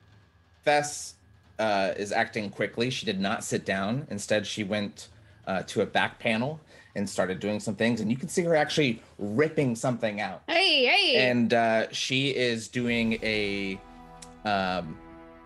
hatchet job of making a communications jamming. Amazing. That she normally does. Yeah. I would say I'm thinking it somehow it disables the ship. Like it takes away a feature to do this, but it's a full-on jamming device. Everything's fucked, and as soon as she's attempts to do this, she'll run back to fix the hyperdrive. Okay. Let's have an action roll. Sure. So you are clearly rigging up this makeshift jammer. So give me your you're starting with a number of dice equal to your rig rating. So that is the rig across rating. So that's 3 so far. So you are starting at 3. The Imperials have a level on you. So the crew of the Longshot is level 1. These Imperials, at least en masse, are level 2. And you, so you're going to lose 1 die for that level. So you're down 1. And I think this is going to be a desperate situation. Okay. What are the things I'm allowed to do to like push it to add dice? Yeah, so desperate situation is going to bring you down another die. To add, you can get assistance from somebody. You can push yourself, meaning you mark 2 stress and you get a die. You can take a Devil's Bargain. Are these cumulative? The pushing and the Devil's Bargain are either or. Everything else is cumulative. So you can also take a Devil's Bargain, in our game parlance, a bargain with the dark side. And if you have a special ability that would grant you an extra die, you can use that. Right. I think Tinker would give me an extra die in this. I think I'll push myself and get back up to 3. I think that makes sense. Okay, great. So you're rolling 3. Roll them, look at the highest, and tell us what it is. 6. 6. All right. Perfect full success. You do exactly what you intend to do. So you have rigged up this communications jammer, and I am going to say that is going to... I think that's going to cancel out, at least temporarily, the level disparity. Or at least, rather, it's going to take the Imperials down by 1 level so that they are less of a threat. So the Imperials are now going to be working at level 1, same as you. And that is the effect going forward. You rush, you rig that up, you rush back to the engine room. Zethu, R4LS, turns her dome to you and says, Is she allowed to do that? I guess everyone's allowed to do whatever they want to now on the ship. I don't care if it saves our lives. She can rip up more panels if she wants to, as long as she puts them back. You know, Zethu, sweetie, I think you're growing. Don't say that. Growing? Looking straight ahead. Growing? I'm not growing. If anything, listen. We've got a job to do. And she's saying this all the time. She was like TIE fighters coming in. Literally doing a barrel roll and just trying to lure some of these fighters off to follow. Yeah, follow okay. Longshot. So you're airborne and you're trying to get the fighters to follow the Longshot. I think you hear Mando on the comms. He says, I'll go in the other direction. We'll see which one they follow. Maybe it'll split them up. Copy that. And we're looking at, I think, a maneuver roll. Hell yeah, baby. So And start with your I maneuver rating. am an ace pilot. Cool. Can I help? Yeah, Oh, I have totally. 3 dice already. I know. I want to play with this. All right, go for it. Cool. Well, I will tell you, you're down 1 to start because we're in a desperate situation right All right. Okay. So you're down to 2, but again, because of what Fess did, the levels are leveled. So, down to 2. Fess, what do you do to help? I want to, nitrous the engines. Sacrifice long-term durability. Nox. To get, Great. just to get a hard burn. Okay. Oh wait, crap. What are you? What's your species again? Sullustan. Ah, Sullustan. What's Sullustan for? Witness me. Guptapka Bak. Amazing. All right. So I am going to start a clock. The clock is going to say engine integrity. And let's have an action roll right. from Fess to see if we'll kick over any assistance here. So, Fess, we are once again looking at your rig rating. This is not opposed, so there's no level. I'm going to call this another desperate action, because I forgot to do him last time, and this is absolutely desperate. Get them all in there. So, our guest character's gonna level up so hard. Rig -1, go. Rig -1, go. Yeah. Be rolling both of those. They're cocked. 6 and 3. 6 and a 3. All right, 6 does it. You are actually going to be able to do this without ticking this engine integrity clock. So you rig this up. What does it look like? I think they're something's exposed on the inside. Maybe it's not direct flame, but there's light flickering through panels that you shouldn't be able to see what the engines are doing. That's how she's gotten into this thing and just removed some safety features. Basically. Yeah, and Zethu, you see a meter on your control panel, as your engines are overclocked just as you punch it. Give me that maneuver roll. You have +1 from the from Fess's assist. All right.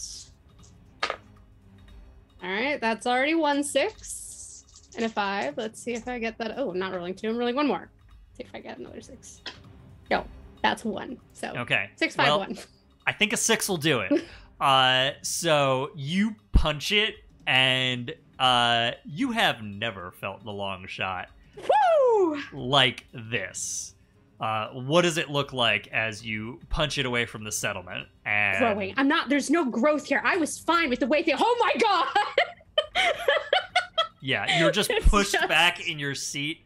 Gom and Cheekra, in your turrets, you just feel like the straps of the turret pressing into your chests and shoulders as the long shot takes off like, a rocket, but and I think it takes like Zethu a second to like adjust to that, and then all of a sudden it's just like, oh hell yeah, baby, let's see what you can do.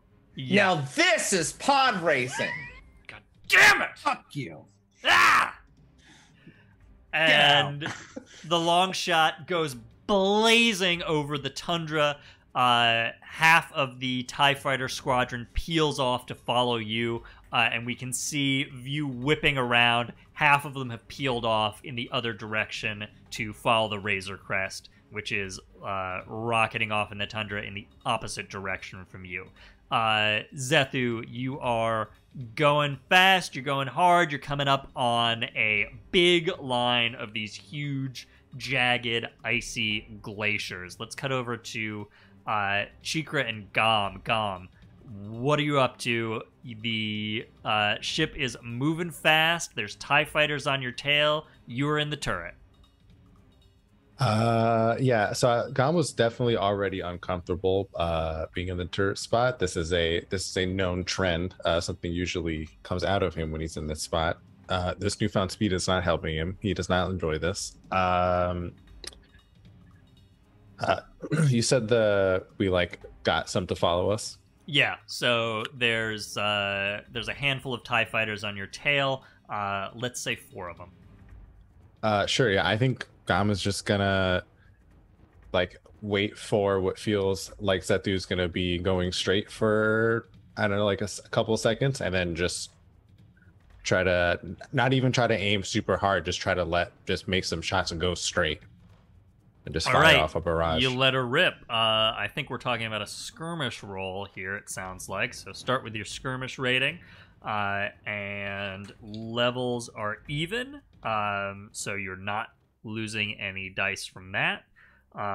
You can push yourself here, take a bargain with the dark side, whatever you want.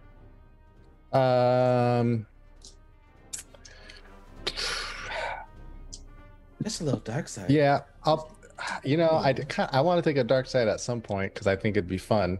I haven't done one as Doc. All right. I know it cost me a hand. Cool. All right.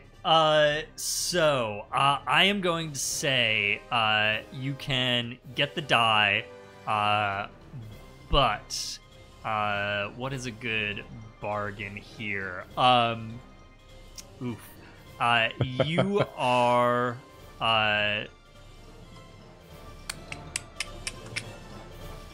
okay, I'm trying to think how this plays out for Gom specifically. Okay, one of your shots is going to go wild, and it is going to essentially wreck the landing pad at the settlement, which is going to make it very hard to land back there again. Oof.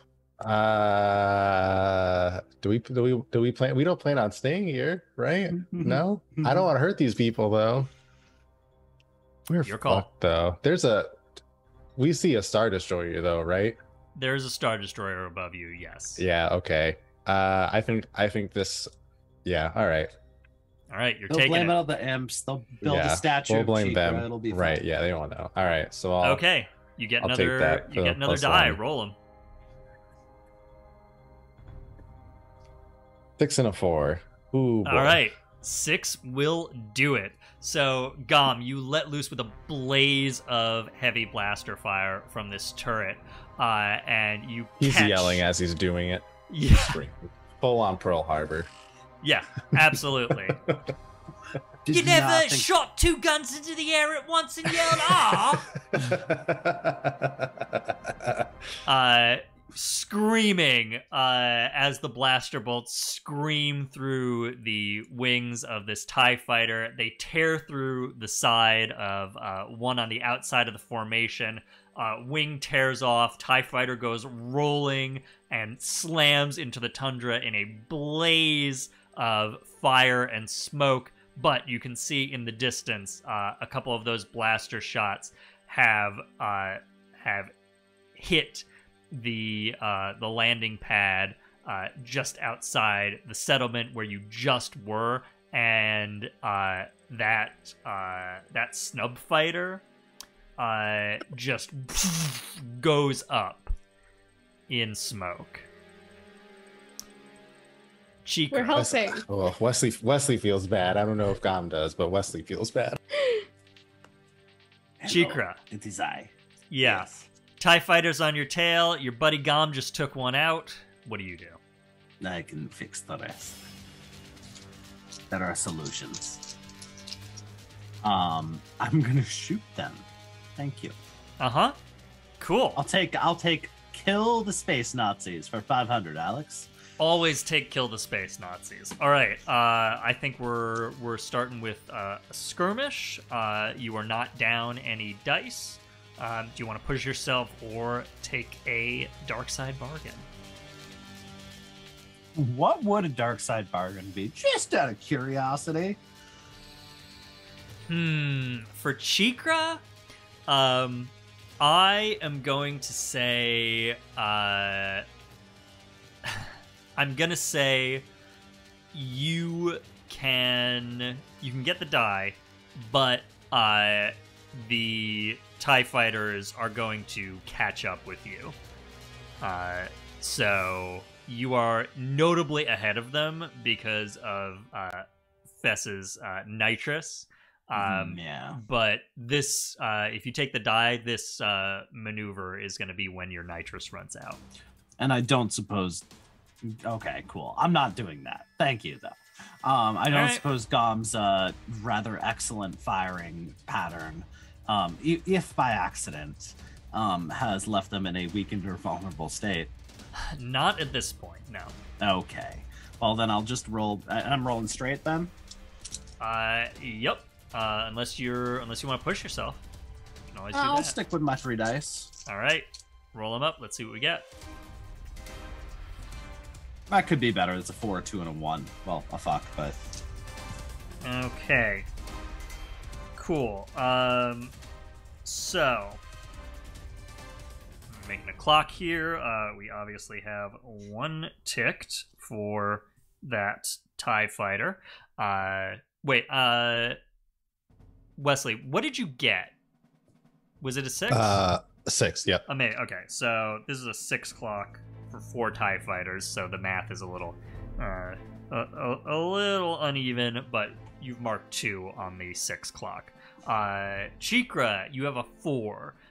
So I think we're talking about trading harm here. So question, can I resist it yes. when it comes to ship stuff? Yep, absolutely. So, Cheekra, you take a couple of pretty precise shots compared to Gom's wild blaze of glory firing, and you see them sort of crackle across one of the TIE's deflector shields. You are definitely marking a segment on the clock for one of these TIEs.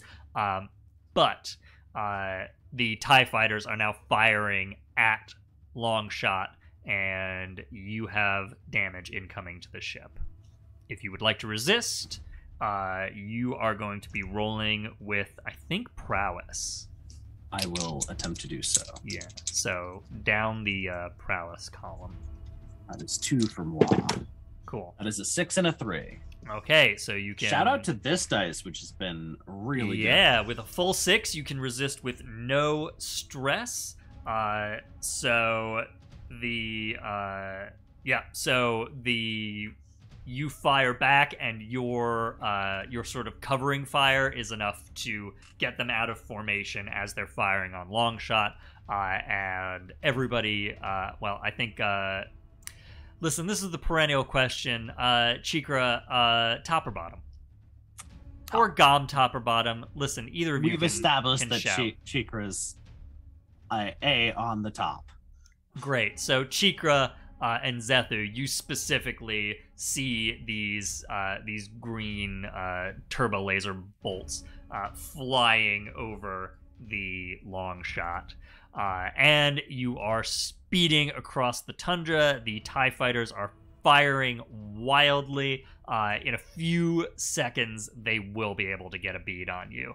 What do you do? So there's still we got a bunch of fighters on our tail, but there's still the commander of the carriers, correct? Yeah, and you, I think, can see on your sensors they are about to land at the base. And the carriers are definitely, the carriers are different ships than the destroyer that's still in orbit. Yeah, these are small. These are, gotcha. These are smaller troop transport I'd shuttles. like to do in that case with the juice that I've been given to my ship. I'm going to pull a 180, do a sick couple of barrel rolls, and try to get the ships that are firing wildly and really hell-bent on chasing us to sort of rip right into the transporters, as I'm going to try to get as close as I possibly can before pulling straight up and having them with the hope that they will have reached terminal velocity and they just chew through that thing. That's very cool. Okay, so I think we're talking about a maneuver roll here. Hell once yeah. again. And you are rolling this one straight up. So you can get an extra die if somebody assists. You can push yourself. You can take a bargain with the dark side. I'm going to push myself. Okay, great. And just for flavor, I am going to say that, my adrenaline is up. There is some side of the force that's with me. I don't know if it's great, but I'm going to resist that pull for right now. Okay. And roll with 3. And roll them up. That's a 4 and a 5 right now. And there's a 6. All right. Love that. 4, 5, 6. 6 will do it. You do exactly what you intend. Tell me what this looks like. I think she gets on the comms and she just goes, "Everybody hang on." And reverses course before they could hit that icy ridge, and sort of peels straight backwards and around to get on to the other side of the fighters. She sort of slows up as that happens, as if she's waiting for them to gain just a little bit before juicing it all the way again. She does a couple of maneuver rolls just so they're not too comfortable, and then stays straight for just long enough as they reach the transport before suddenly jerking up and over. Cool.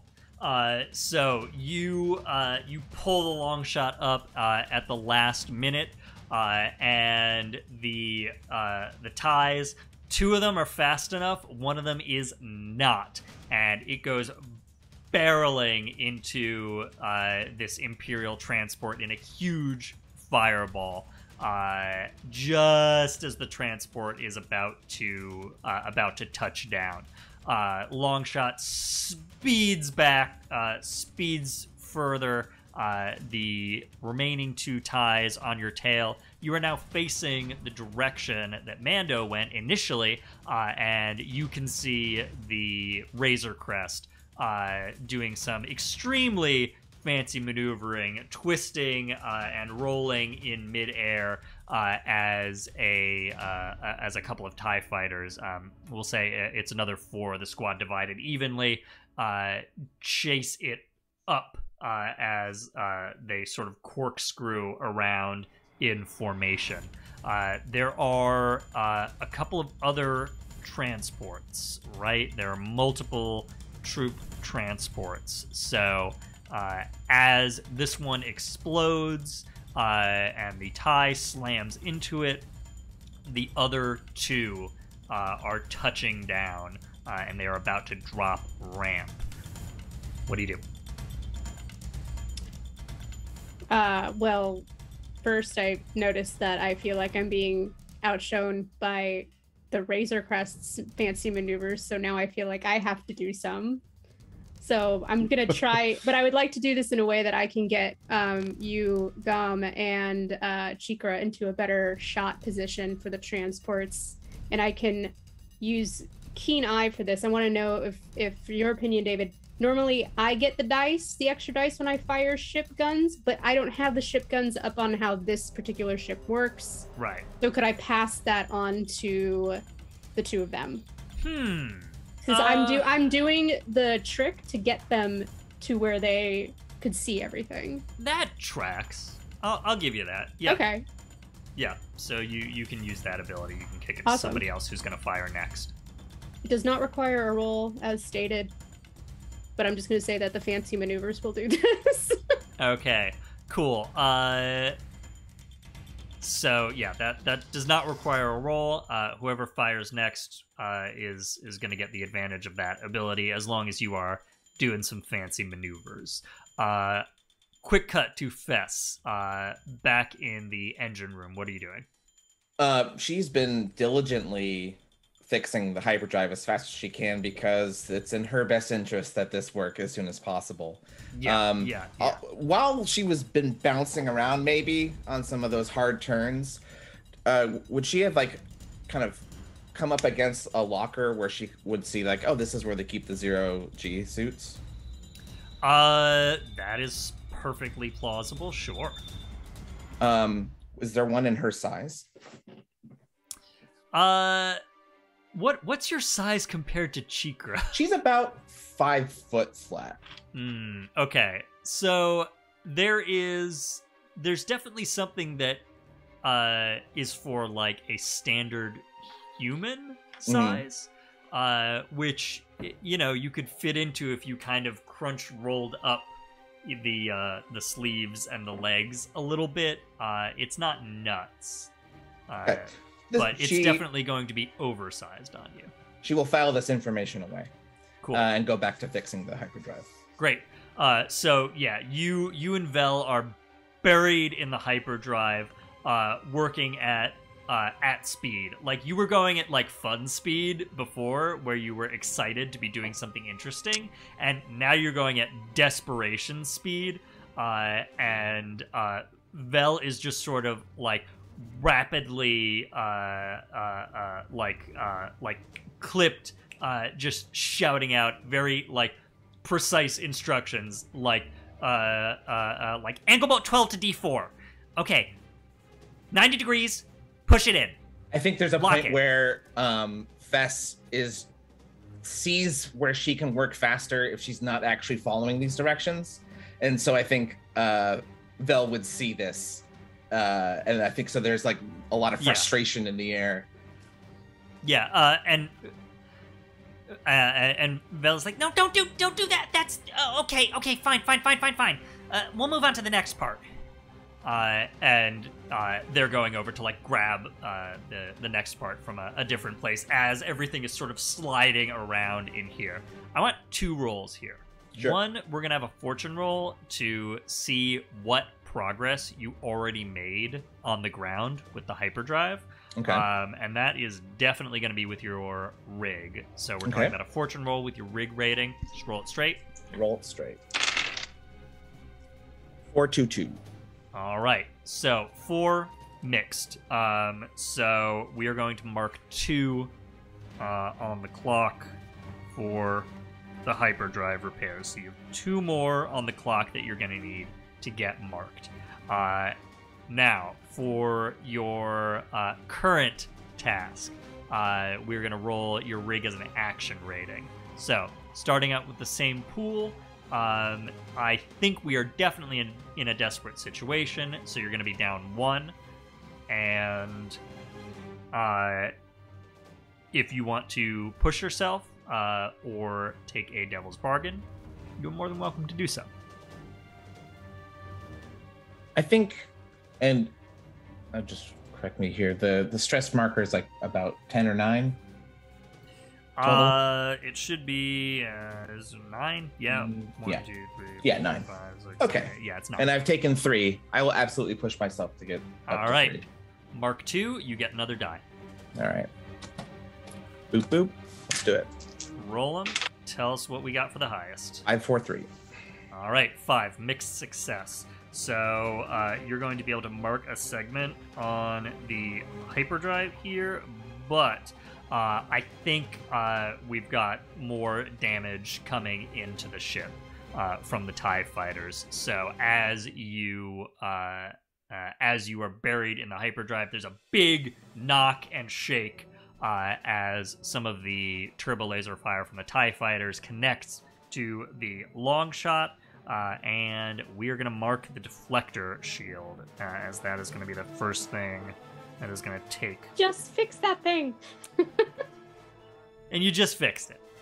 Yeah, I mean, I think R4LS literally says that aloud. Like, Oh, for crying out loud, we just fixed that thing.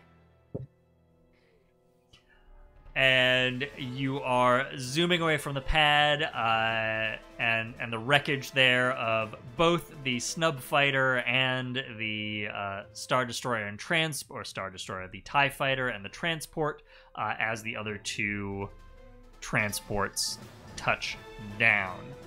What do you do? I'm gonna shoot. I was going to shoot at them. I think. Great. I think in his mind he's aiming for the transports themselves, but I think in his heart he's aiming for the transports. In his head, if he gets close enough and just makes it really scary for them to leave, I think he's okay with that too. Great. So we. You have an extra dice. Oh, perfect. Cool. So yeah, you're starting with your skirmish. You have an extra dice from Zethu, who has been doing some fancy maneuvering. And yeah, I will. I'll push my. Can I push myself and get? Yep. That for okay. Yeah. Yeah. So mark 2 stress, and you can get another one. Yep. All right. So I'm rolling 3 here. Great. Oh, thank gosh. 6. Ooh, 6 and 2 1s. All right.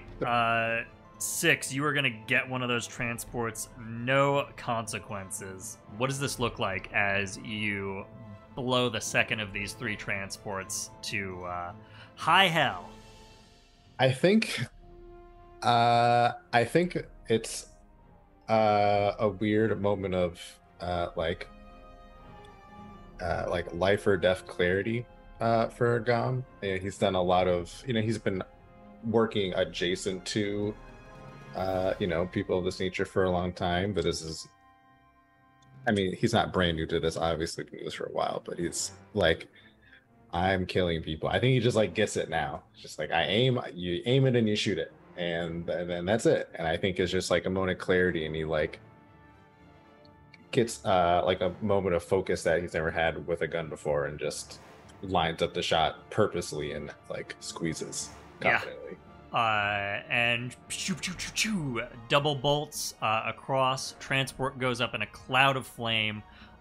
We get a quick view of the inside of the settlement. I think we're in the cantina, and there are these iced over or partially iced over kind of slit windows to the outside, and everybody who can is huddling in here. They're like hustling people in.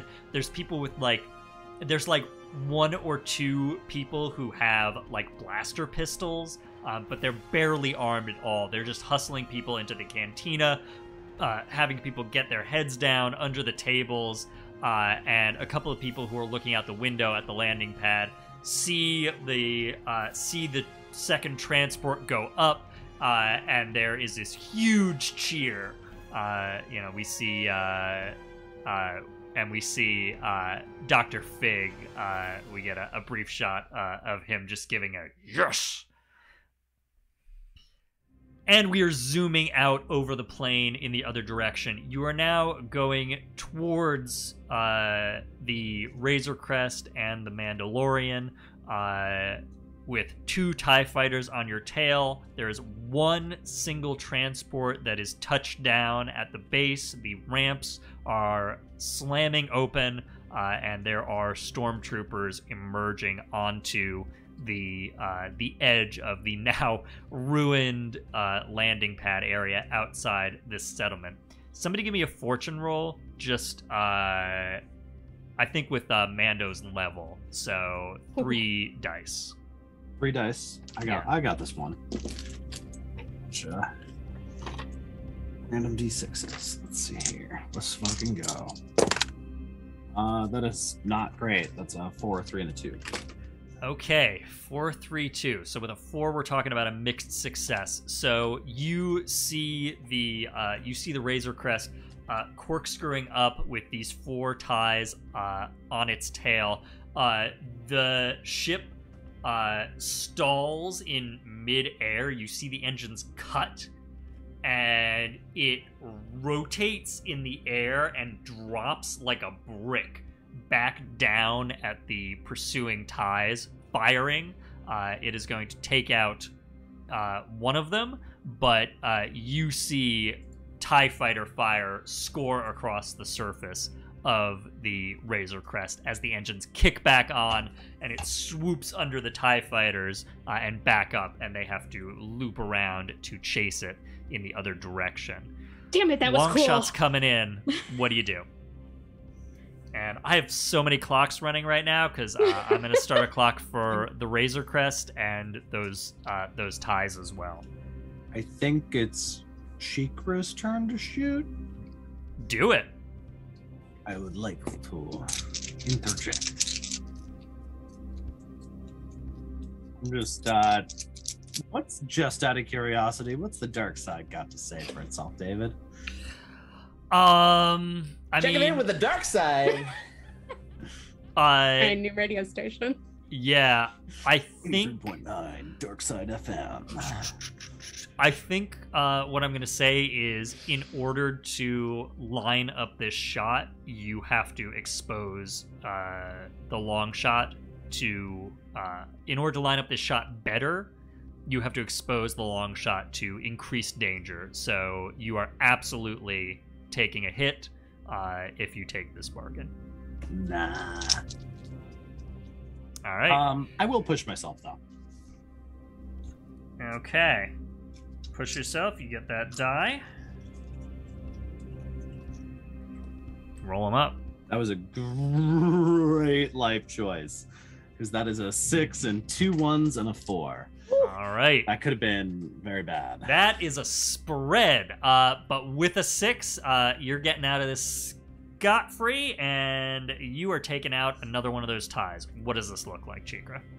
I think this looks like I think we see one of the ties swoop out of the camera shot of the Razor Crest and kind of come towards, and then just realize that the other ship is there. Like we see a like kind of a look of like relief on the pilot's in the pilot's body language. Yeah. And then we just it zooms across. You see the muzzle of this large turret, and you see just the little yeah, as your little Ewok face is lit up by turbo laser fire. Yeah, like these big eyes are just we see the explosion reflected in them. Great.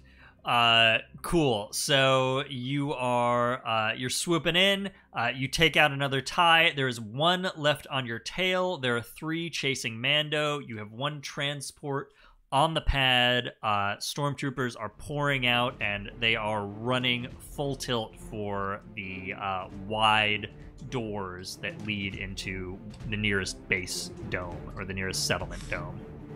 What do you do? Oh no, I have a stupid idea. Do it. The consequences for my own actions. I think that doing that little move that we did earlier where Zethu stretched her range of, I don't know, sensories? Yeah. she's You reached still... out with your feelings. I did. I didn't see. This is why we don't do this, kids, because now she has a friend, and that sucks. Yay. So I think seeing the Razor Crest drop there, she's like now like force connected to these two idiots. One of them is a baby. That's not fair. And I think this is where the force might kick in. And I'd love to do something stupid where I use my sundering ability. Where I would like to try to pull one of the little TIE fighters and just sort of slam it down on the transport like a football. Oh my goodness. Okay. Cool. Yeah, roll it. Let's see what happens. There's no guarantee that I'm going to be able to do this. I just want there's a lot of anger because you had me reach out with my fear, and now I'm going to be upset that things are now going to be threatening the things that I care about. What's the dark side have to say to me? As in, what is the dark side bargain here? Yes. All right. I know the dark side's already here, but let's just hear what it also has to say. I mean, we're talking about the dark side. Yeah, we are. Innocence will be hurt. You mean 83.9? Dark side. How many innocents? You don't know, but there are the stormtroopers have landed close enough to the settlement that if you bring this transport down in the wrong, with full force without being a little bit careful about it, you might blow part of this dome. And if you take this bargain, you will blow part of this dome. God. I kind of want to say yes. Do it. I say yes. Do it. All right. I say yes, yeah. You've taken the bargain. You get the die. Roll it. Yeah, I think where we're at, this is that's just pure instinct. I'm pulling one of the TIE fighters. I don't think it's even the one that's behind us. I think it's the one that's still one of the two that is still chasing Mando, because that's what's triggered this. Yeah, I almost want to call emotions are good, people. I almost want to call this one desperate, but I know you're already down for your harm, so I'm not down for my harm. Oh, okay. There's only one box. You don't have the full level marked. Okay, cool. You can call it desperate. Then yeah, this is a little desperate. So we're gonna take off a die for that, but you are rolling desperate now. So I'm rolling 2 again because the dark side bargain gave me a dice. We're taking that one away, so straight again. Yep. All right. Now would be a great time to have like a crit, baby. Come on. It's not a crit, but it's a 1 and a 6. All right, 6 is going to absolutely do it. That feels so fitting to have it be that. Yeah. Spread. Okay, yeah, 6 will totally do it. So you, I think you need to maneuver the TIE fighter into place, and that fills the ties and the transport's clocks. You need to maneuver the TIE fighter into place. So you bring the Longshot back around, you run it, you strafe the settlement, basically, and as that TIE fighter gets over the transport, you reach out and like the Hulk grabbing Loki, you bam, just I think we get a quick reaction shot of the TIE pilot, and like there is beneath this black helmet, there is this very clear huh, and then they slam up into the top of the cockpit, and then we see the outside. TIE slams down into the third transport. Fireball washes over the stormtroopers who are currently bashing through the doors of the settlement, but that fireball also rips off those doors and a piece of that one dome.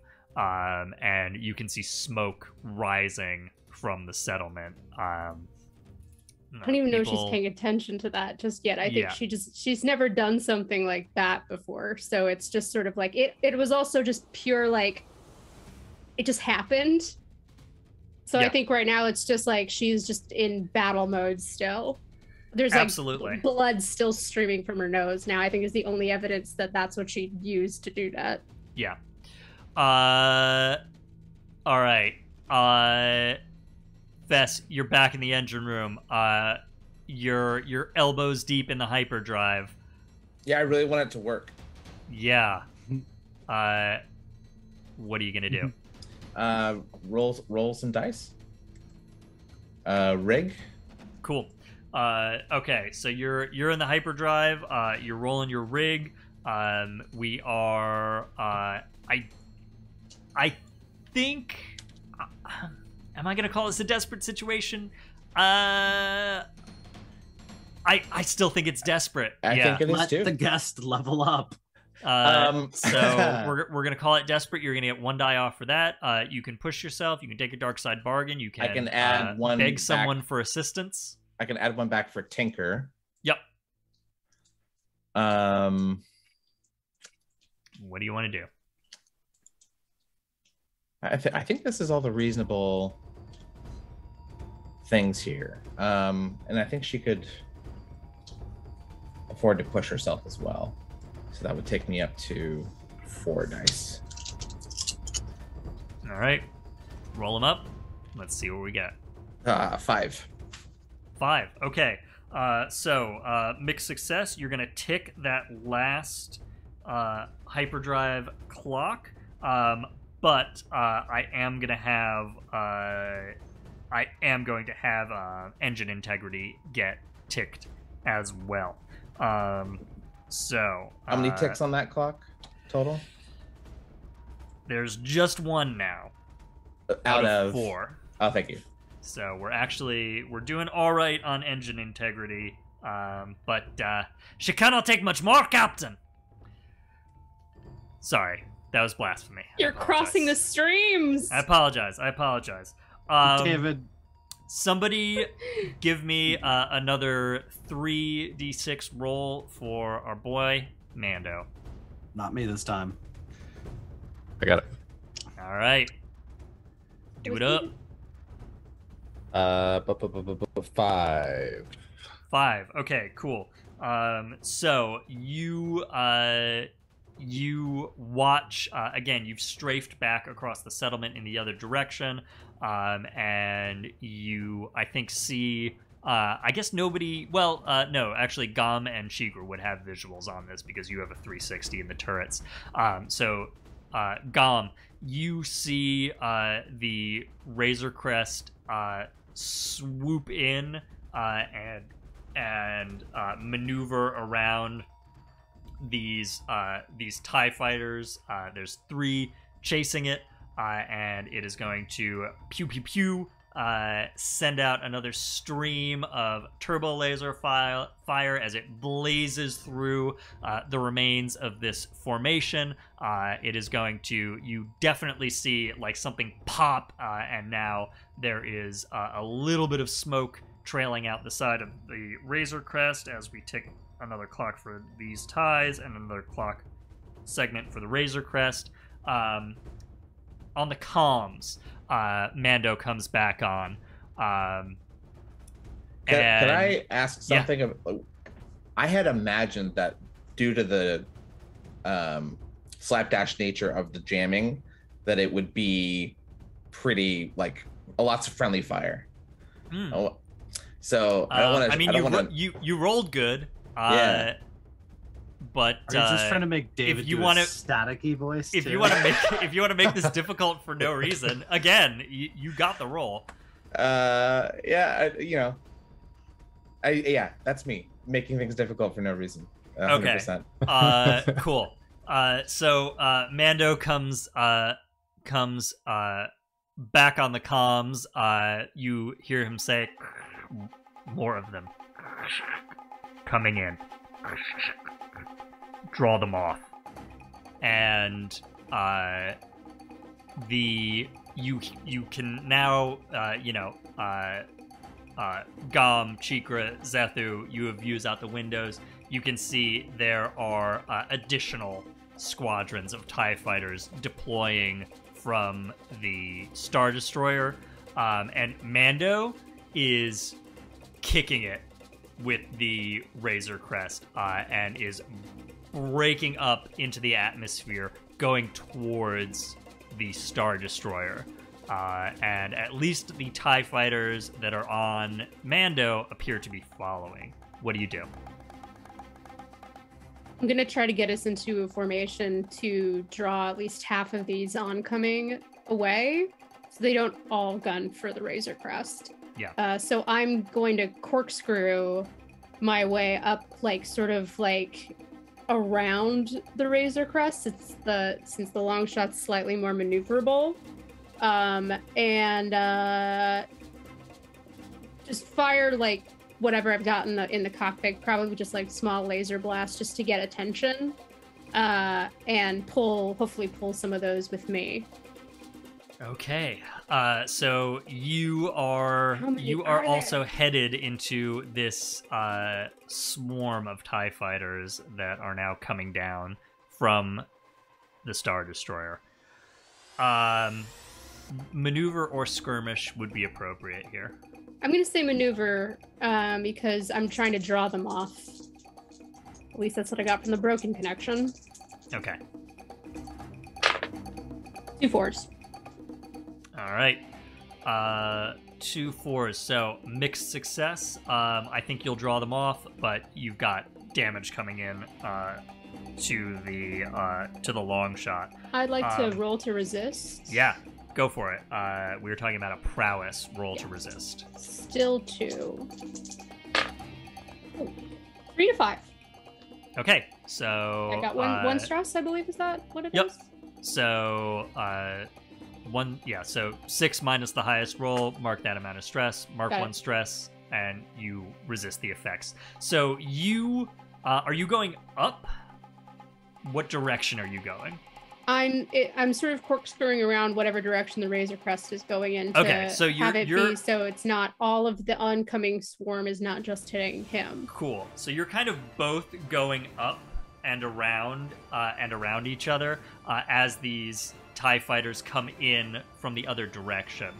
And there is just this blaze of laser fire in all directions, but you are able to draw them off, and the ones that are coming down seem to sort of swoop, and this swarm is now focused solely on the two of you, and seem to they don't seem like any of them are peeling off to head towards this settlement anymore. You get another message from Mando on the comms. Want us. Can't follow both. Damn it. You're breaking up. We don't have the hyperdrive online yet. There's nowhere to go. You do have the hyperdrive online. I think Fess at has this just moment, brought it back. I think at this moment, Fess bursts into the cockpit. And slides into the co-pilot's chair and just starts, going, you hear? And just saying, speaking as if you understood what the fuck she was saying, but in a doing weird a way, competent job. I think that Zethu understands what you are trying to say, and she immediately gets back on the comms. Is like, disregard. We have hyperdrive. Peel out and rendezvous with us at Iridonia. Copy.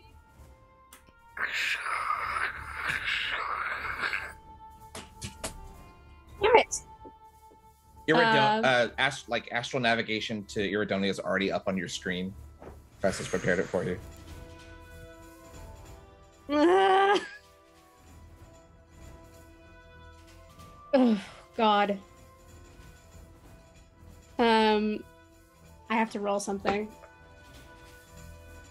Fascinating.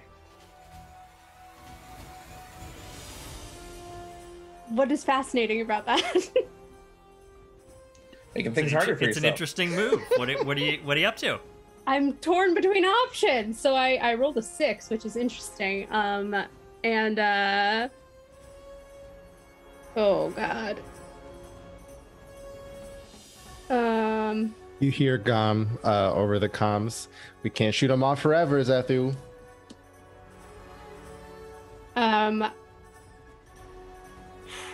I'm gonna try to reach out one more time with the Force and try to implant sort of an idea of like get away now and like hyperdrive visualizations. He knows where we're going.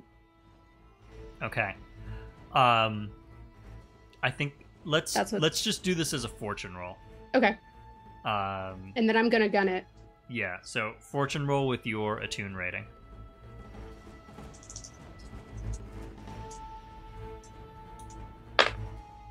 2 4s again. Mixed success. Okay. You reach out, you essentially shout this message into the void as best you can, mentally, emotionally, and then you hit it. Are you going to hyperspace? Yeah. All right. You as you punch it forward, you see the stars begin to streak. You can see off to the side the Razor Crest peeling in a different direction, and the engines heating up with that glow that looks like the Razor Crest is about to jump too. And the TIE fighters are hot on both of your tails. You can see the Imperial Star Destroyer as you punch your way out of the atmosphere and start to go to hyperspace, turning in your direction to start pursuit. And the stars streak out,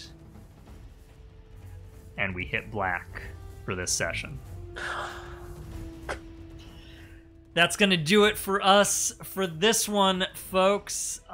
Thanks so much, everybody, for joining us here on Manapot Studios for Flights of Fandom Longshot.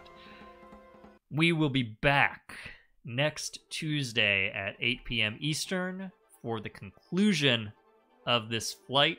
In the meantime, head on over to youtube.com/Manapot Studios to watch some of our past flights. You can also catch previous episodes of this series on VOD right here on Twitch. So if you want to get up to date with the first 2 episodes of this one, you can do that.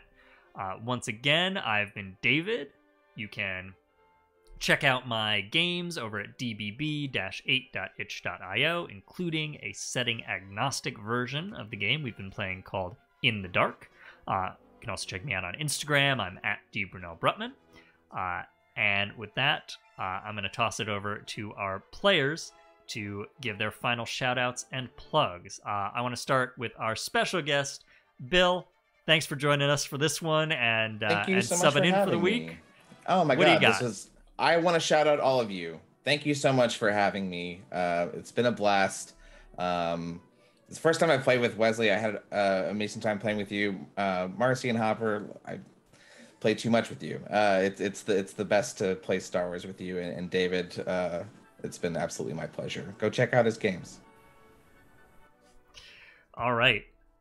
Let's go around counterclockwise. We'll go over to Wesley. Hey, it's Wesley.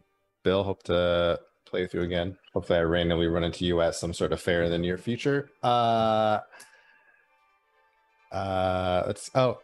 You can find me around the web at Horniest Lobster on most social media sites.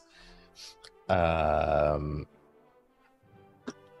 to shout out. Have a good night, everyone. Great. Going up to Marcy. Hey y'all, this is rad. I definitely won't be thinking about how this is going to go down next week. That's fine. Speaking of, obviously join us next Tuesday for the finale of our Star Wars flight. It's gonna be awesome, based on just how we ended this.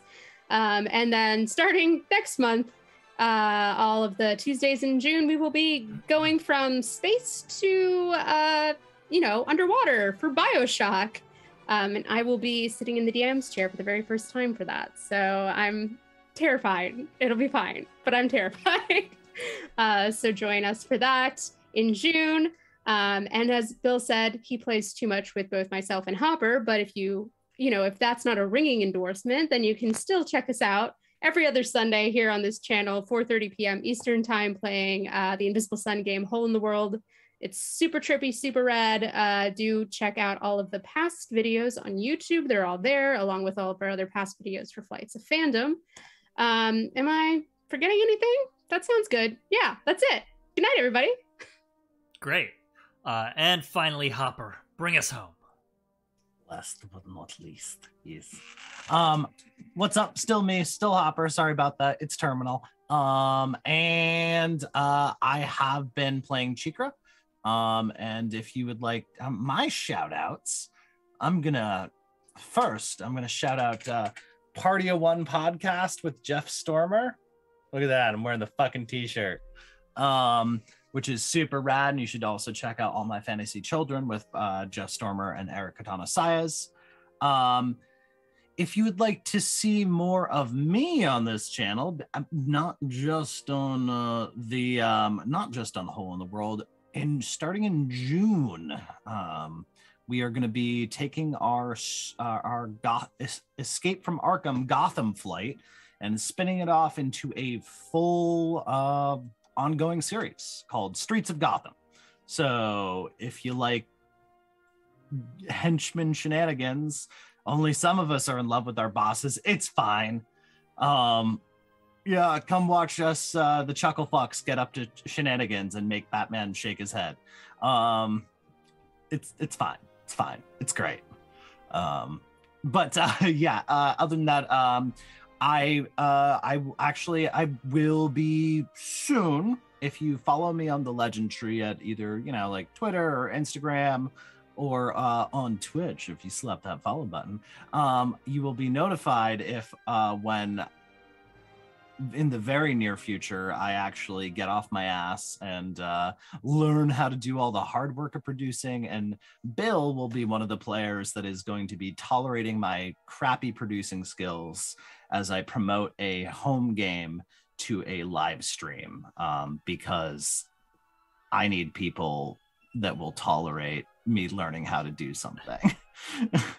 And that will be Bill, you want to say the name?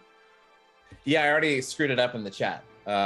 It's the no, sorry, I screwed up linking to your channel, which is the Legend Tree with underscores. The name of the show is Dark Visions. Not all monsters are from the manual. It's real good. They're all bastards. They're delightful, sweet people playing monstrous bastards. It's gonna be so good. Anyways, that's all. That's it for me. I don't know. Be gay, do crime. As always. Well, thank you to, as always, the cast. Thank you to everybody in chat. Y'all are awesome. And we will see you next time. And may the Force be with you.